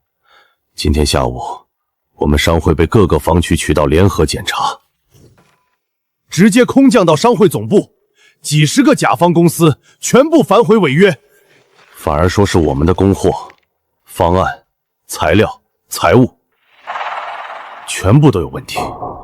财务电脑全被锁了，账本全被封存。我现在在会议室里焦头烂额的配合他们呢。需要帮助吗？不用不用，咱们商会做生意历来讲究质量品质，全都是干净的。就是配合甲方这些公司，太浪费时间折腾人了。我能顶得住。现在情况不太妙，你那边也要多留心。老板，出事了！不知道从哪儿冒出来一堆人，把咱们办公区的门都给堵了。很多甲方说我们违约，要我们10倍赔偿，还要调查我们的账目。该配合配合，把所有一切光明正大的摆给他们看。不要慌，我会解决的，多留心。好的，老板。这哪里是找茬，这分明是一场蓄谋已久的针对我陆川身边所有关系网的全面施压，就像是一张无形的大网，想要把我闷杀在江城。老陆，不行，总感觉这事情太奇怪了，有人在故意针对咱们。没有这么欺负人的，我这辈子最烦的就是下棒子耍阴招，我得给我妈打个电话。不能打。咋就不能打了？陈早，你知不知道现在啥状况？熊岭跟罗素学长咋都联系不上，外头还有人逮着陆哥下黑手。你要是死要面子，你就躲开喽，我可忍不了半点儿。你给我清醒一点。现在这情况，我家是帮不上什么忙了。但是东子，你妈和你爸要是下场了，这事儿就真大了。你韩家在东北的地位，你自己心里没掂量掂量？你受委屈了，韩家和张家会不出手吗？这事儿发生在江城，不是在东北。你一个电话打过去，叔叔阿姨那边要是真生气了，跨省加压，到时候就不是学生之间的矛盾了，那是东北韩家和整个江城掰手腕，到时候就真的麻烦大了。听明白了吗？你个傻杯。子昂说的对，这件事情看起来是幼稚的小事，但是这只是表象。我兄弟让人欺负成这德行，能就这么算了？这事绝对不会就这样算了，不会就这样算了。子敖说的对，东子你冷静一点，你家在东北再厉害，手也不能随便伸出外省。咱们现在是要破局，不是把桌子掀了，以后谁都别玩。我就说吧，我只是平时不爱显摆，别总把我当傻子，真当我除了花钱什么都不会啊。哎呦喂，没想到陈总还有这种大局观呢。陆哥，你这是什么话？什么叫没想到？我又不是没脑子。原来陈子航也知道他没脑子啊！你们俩什么意思啊？心里想什么都写在脸上了啊，混蛋！笑个屁！真出事的时候，还不是得靠我这种聪明人给你们提个醒啊？对对对，陈总最聪明了。韩东，韩少，我都说了，别叫我韩少。好的，韩少，明白了，韩少，我以后不叫了，韩少。烦死了！杀！韩少！现在能确定，对方动手的范围不止学校，不管是谁，既然把手伸出来了，那就把手给他剁了。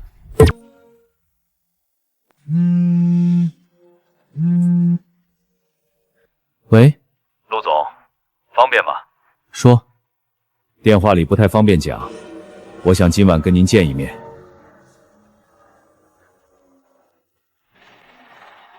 您今天要是方便，我随时都有空。罗锦和没有任何解释，这说明他不仅知道学校的事，甚至比我们手里的信息还完整。直接来静园吧。好，我20分钟左右到。川哥，这罗锦和是谁呀？罗素他爸，江城卫集团的 boss。那他指定知道里边咋回事儿。你俩先去洗个澡，换身衣服，别一副被人扫地出门的样子见客。陆哥，你这话说的也太直接了点吧？这有啥？陈总，你别矫情了，我俩本来就是让人从宿舍给撵出来的。就你会说话，韩少。我都说多少遍了，别叫我韩少。好的，韩少。我敲你哇！韩少，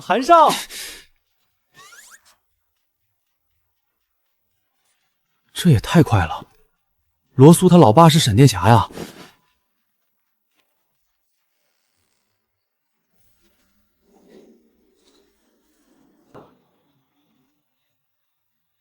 一帆，咋的？你这是让人追杀了呀？我总算赶回来了。赵一帆不是这会轻易失态的人，能把他逼成这样，说明这场事不简单了。甚至，可能连赵家那边都已经卷进来了。父亲一大早突然让我回来，隐隐有种说不出来的预感，像是要出什么大事了。一帆回来了，坐。是江城那边出事了。一帆，先听你爸说。昨天下午，赵家名下有几个项目先后被暂停了，几个已经谈妥的合作方也重新开始观望。港口那边也出了事，10几艘货船停在海上。现在咱们赵家每天现金都要烧2000万，是谁在暗中做手脚？是不是江城的人？已经确定了，出手的人是姚昭思。姚昭思，总分集团副会长，就算是方会长，在他眼里也不过是一艘小船。这就意味着，现在动手的人是站在食物链顶端的人物。咱们都清楚陆川的背景不简单，但这次不是普通的试探，人家根本没把咱们当回事。一帆，家里的意思是你先避一避，暂时不要回江城。一帆，你别怪家里多想，这种时候你还留在江城，万一有人拿你做文章怎么办？我跟你爸最担心的还是你的人。那咱们家现在的态度是完全不插手，还是只是不公开站出来？咱们沉住气，不代表背刺他，只是先避过这一波锋芒。作为赵家继承人，这种时候我应该去算风险、后果和得失。但是，爸，这次我不想算计了。我知道咱们家现在出手有风险，但我不能当做自己什么都不知道。一帆，他还是第一次主动把家族利益放到了后面。这一次，我不想拿朋友跟底线去算计，就算家里不帮忙，我也会回江城和他们站在一起。一帆这孩子从小就冷静，不是冲动的人。你确定要回去？哪怕遇到困难，赵家也不会伸手相助。没错。哈哈哈哈哈！好孩子。你既然要回去，就带赵家的态度回去。我会以赵家家主的名义，将你的权限全部放开。眼前这个孩子，已经不是那个只能被家里护着的赵家继承人了。少年兴起是不可再生之物。我作为父亲，当然要鼎力相助。可是，家里这边，赵家这边的产业压力我来顶住。外面谁想借这点风声吓住赵家，做他的春秋大梦？没错，咱们赵家经营几十年，哪怕亏到一个子不剩，也不过是从头再来。是啊，再坏也坏不过祖爷爷那一辈拿着2个破碗在大槐树下乞讨的局面。一帆，既然你决定了，赵家也不会让你一个人回去。对啊，儿子，咱们是一家人。我去让人安排车和最近一班航班。好，爸妈爷爷，你们保重。建明，你想好了吗？这次弄不好就是万劫不复啊！父亲，我这么做也有自己的考量。一个姚昭思，怎么跟陆川背后的秦家相提并论？父亲，您从小就教我历史，那凌烟阁重臣为何能受千年香火？还不是因为他们在玄武门那天站在了天策上将的一方。父亲，这是我赵家千载难逢的一次和真正的大人物一起共患难的机会啊！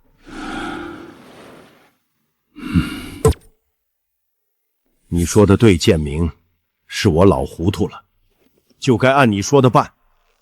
不过姚昭思也有可能是一个前台的小卒子，没分胜负之前都是五五开。建明，这次真的是冒险了，但是我们必须这么做。一帆他长大了，有义气有担当了，现在打压他，将来他会是一个为了利益手熟两端唯唯诺诺的人，如何掌舵赵家？为了一帆这一口信气，咱们这些老一辈也要跟着拼一把。好好，不愧是我儿子，不愧是我孙子，我这老骨头也跟着拼一把。父亲，我需要你联系那些老一辈，表明我们赵家的态度。惹到了谁都不要紧，反正我们已做好准备，背水一战。我也去联系我娘家人。你再给一帆准备好国外的身份、房产、机票等等。就算输了，我们也得让一帆能安稳过一辈子。好，去准备吧。我这次所有的勇气都用在这件事上了，一旦做错了，我就是赵家的罪人。老婆，我是不是太没用了？不，老公，你刚刚很帅。爸妈，爷爷，我会赢的。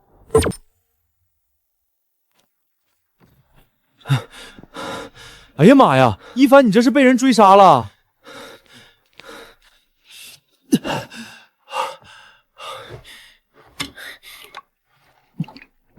老陆，这次可能真的有点麻烦了。你查到了？我家里已经查清楚了，背后动手的人是首芬集团副会长姚昭思。前世我就听过对方的名头，对方是这种级别的大佬，那就绝对不可能只在学校搞点小动作，他一定会把我身边的人全都敲打一遍。告诉你也没什么意义，老陆，你别想太多，赵家有赵家的应对办法。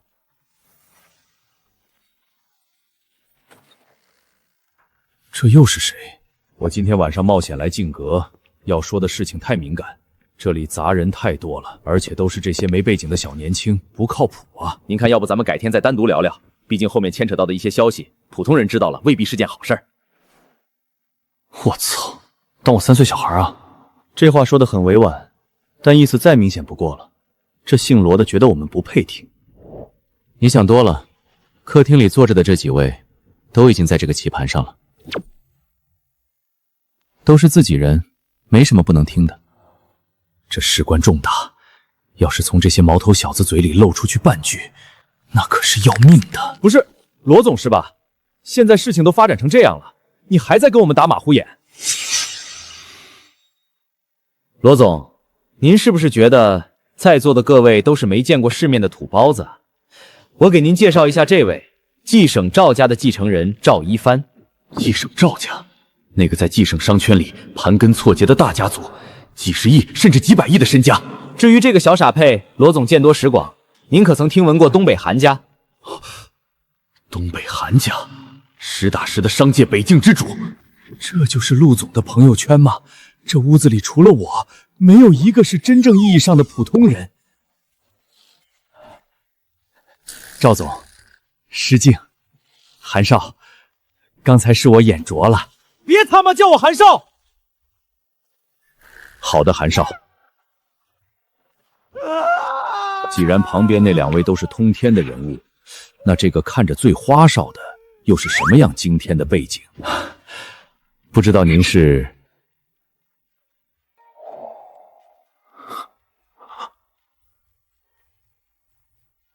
我坏了，我是504最普通的普通人啊！我是谁？我咋介绍我自己啊？我就是一个平平无奇的富二代啊！看什么看？这是我兄弟陈少，亲兄弟懂吗？连东北韩家的少爷都当面认下是亲兄弟，这位嘴巴毒辣的陈子昂绝对是同一个核心圈子里的自己人。懂了懂了，他懂什么呢？这老子想什么呢？他好像误会了什么。不过这种感觉貌似不赖。行了，既然没顾虑了，那就坐下说正事。出了什么状况？从上个月中旬开始，也就是张爱华会长刚到江城那会儿，一切都在按我们商量好的节奏在走。我们很快搞定了姓艾的，他就是姚昭思的手下。局面一开始并没有失控，甚至算是取得了一次阶段性的重大胜利。继续。我和郑会长原本都觉得姚昭思这回该收敛一点了，但是今天上午开始，事情突然就不对了。我联系不上郑会长了，他像是人间蒸发了一样。联系不上，找不到人，所有的通讯方式全都没有任何回应。我本以为是绑架，可还没等我弄明白，江城味儿也出了变况，下边的原材料供商停止供货，集团一下子空转了。我儿子洛素也被人控制起来了。这些事几乎是咬着我的脚后跟来的，连一点喘气的空档都没给我留。直到那一刻我才反应过来，这根本就不是打击报复，而是针对我们的一张大网。张会长的电话根本打不通，老方那边自己也忙得脚不沾地，我实在是没有办法了，才给陆总您打电话。罗锦和郑宫、方志远都出了问题，而张爱华联系不上，这是一场密不透风的系统性围剿。陆总，我怀疑这次在后面统一发力的就是集团老三姚昭思。不用怀疑，就是的。我很清楚，重生归来，我没有得罪任何人，唯一有可能动手的只有这个姓姚。既然人已经对上了，既然所有的线索都已经拼成了一张完整的网，那下一步要做的就是主动出击。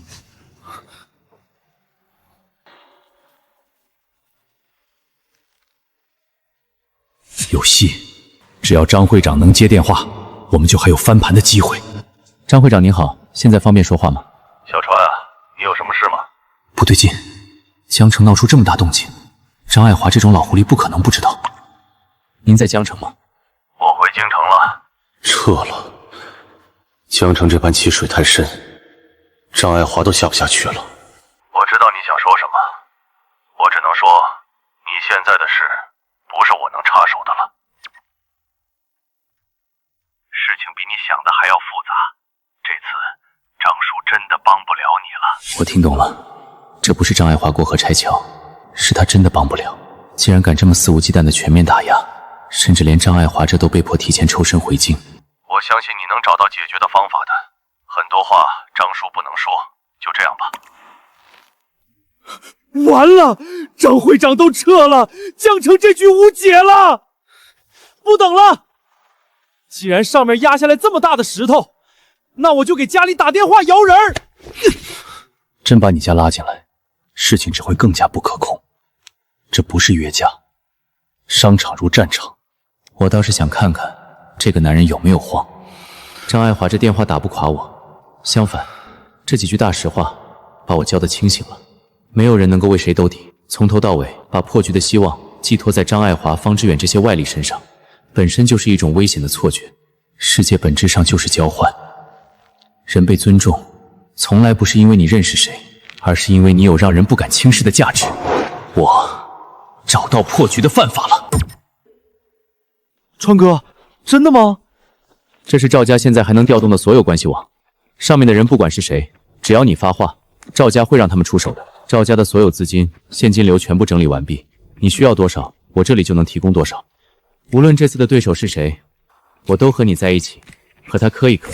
一帆居然为了陆川做到这种程度，这是把全部家底全压上了。作为兄弟，我可不能弱于他。可恶啊，赵一帆，不要小看我和陆川之间的羁绊啊！川哥，我家虽然最穷，也关系没背景，但是你说什么我就做什么。我家那1个亿，我让我妈全拿出来。川哥，算我一个。不就是个姓姚的吗？真当我韩家、张家吃素的？大不了我找老舅安排人一枪把他干了。他干废了你那么多生意，咱也弄他。我去他姥姥的，东北韩家不能入关。不管了，我现在就给我妈打电话。通电全国，奉商入关。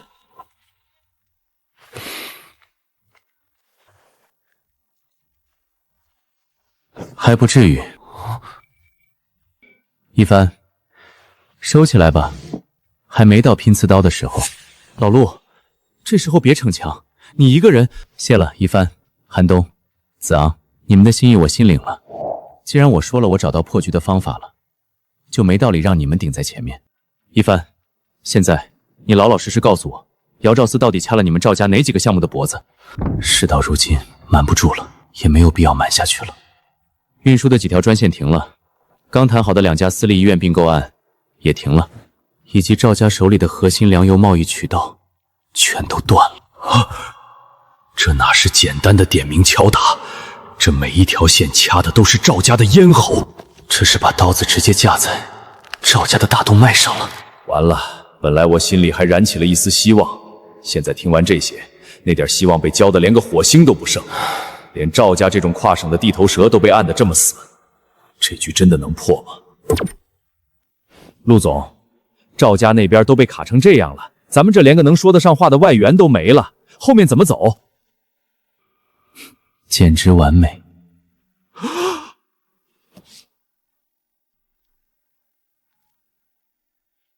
老许，此时此刻，咱们账户上还有多少资金？我正在核对，有4000万在期货股票市场暂时拿不出来，有几千万砸到了铺开陆续的工作中，还有几千万因为这次的影响被冻结了。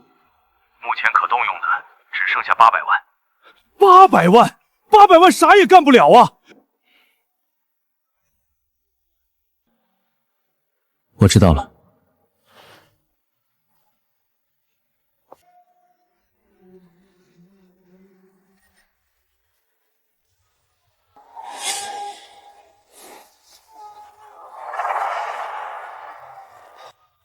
都特的给老子闭嘴，把音乐关了！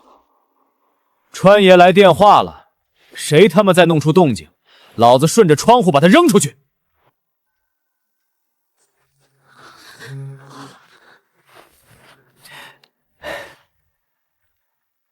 喂，川爷，您回到江城了，有什么吩咐您随时指示。别叫我川爷，太难听，吩咐谈不上。我这边有点麻烦事儿，需要你和那几个兄弟帮个忙。不过这事儿有点大，可能会得罪人，对方的背景也不算弱，就是不知道你们几个敢不敢接。姓姚的，敢动我的东西，准备好迎接来自我陆川的反击了吗？哥几个人都在吗？在，今天哥几个都在厂子里聚着呢。我在商场上遇到个茬子，准备了点资金要干他，但是数量不多，只有800万。800万别看少，但是800万的打法，先下手为强，未尝不能赢。梁飞在呢，陆哥。铁玉，陆哥您吩咐。陈宇，精卫，在，陆哥我们都在。陆哥还有我呢，我也在厂子里呢，我也想进步。既然都在，那我就直说了。我这边有点事需要你们帮个忙，但这事要是办了，肯定会得罪人。那什么，陆哥，您能稍微透个底吗？那个不长眼的人是什么级别啊？姚昭思。对面这帮人听到这个级别的大佬，就算不当场吓得挂断电话，起码也得犹豫半天吧。唉，就这。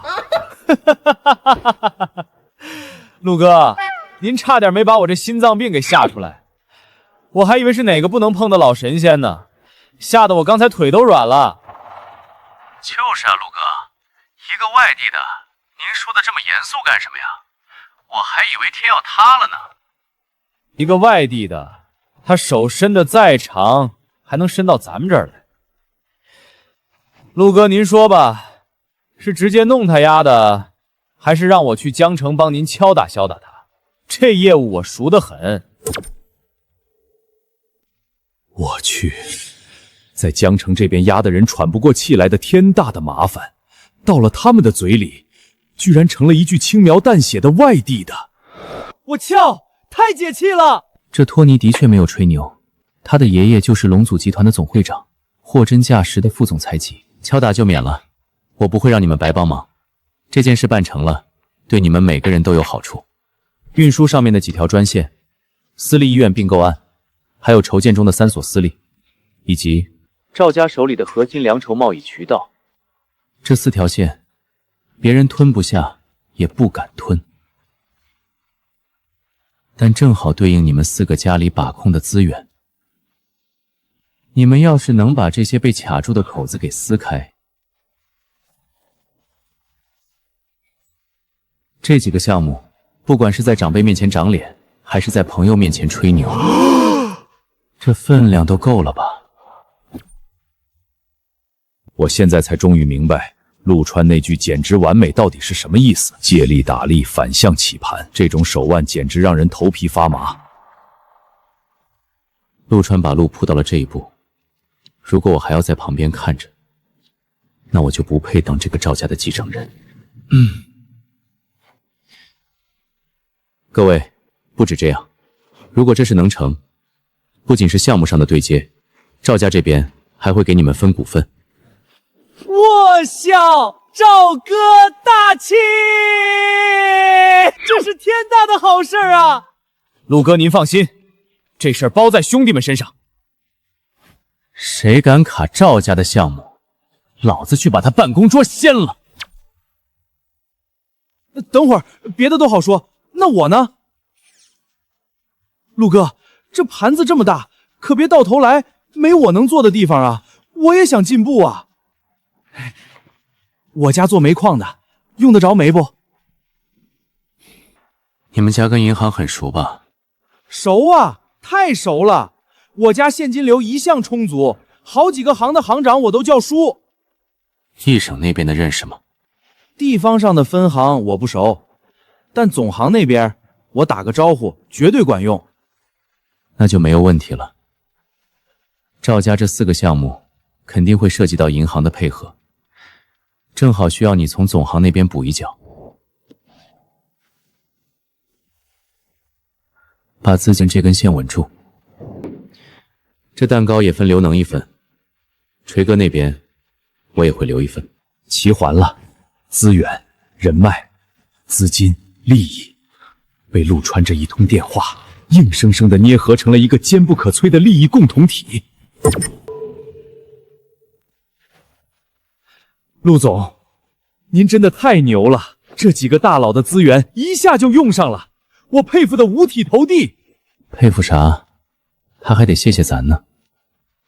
谢谢，是陆总找他们帮忙，他们还谢什么？陆哥，谢谢啊！您明明给周叔打个电话就能解决的事，陆哥还想着把这种积分分给兄弟们，这恩情我王大漠记一辈子。周叔？啥周叔？谁是周叔？就是啊，陆哥仁义，陆哥以后就是我们的亲哥。太感动了！的确，陆川明明给周叔叔打个电话就可以解决，但是他没有。或许这就是大家族给子弟的试炼吧。我清楚，只要我拨通名片上的那个号码，江城现在的这盘棋局马上就会被从天而降的恐怖力量彻底掀翻。但是这张牌我现在不能打，遇到麻烦就想着去靠别人兜底，那自己在这个棋局里的位置永远只能是个附庸。最重要的是，我不想跟周爷的感情掺杂点别的东西进去，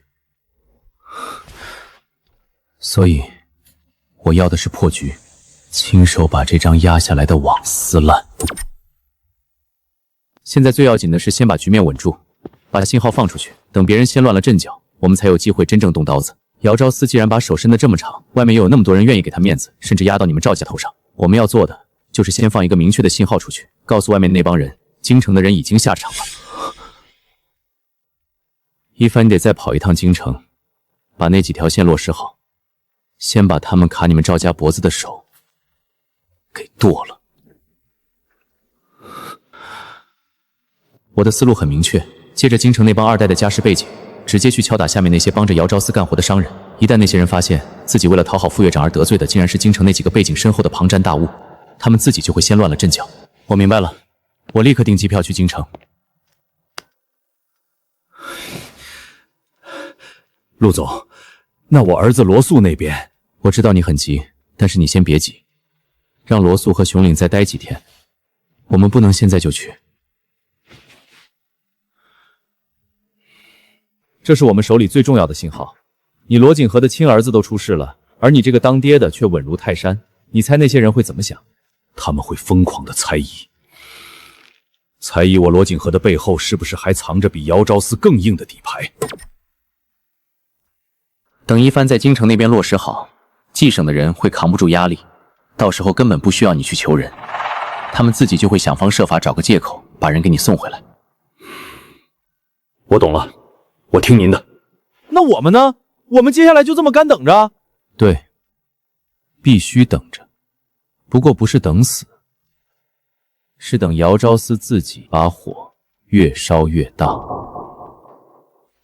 没错，这个时候正是江城这片山海最敏感的时候。他目标这么大，还敢在这个风口浪尖上搞这么大的动作，本身就是在作死。总集团早就对他不满了，他动作越大，盯着他的人就越多。只要我们把信号打出去，这把火迟早会烧回他自己身上。好了，就这么决定了。好，听川哥的，就这么干。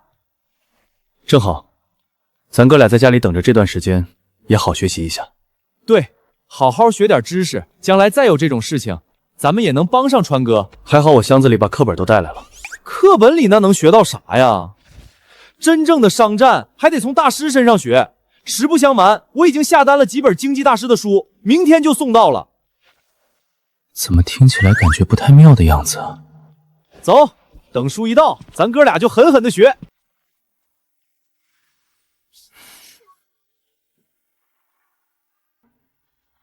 姚昭思已经按照您的吩咐动手了，江城那边早上就已经开始行动。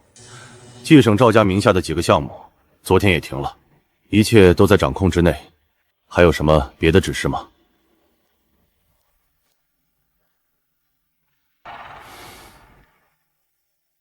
张爱华，你下午在电话里跟陆川说的话太多了。我以为做得足够隐秘，却没想到在这位面前，自己的一举一动都逃不过。陆川，这局死棋，不知道你又要如何应对呢？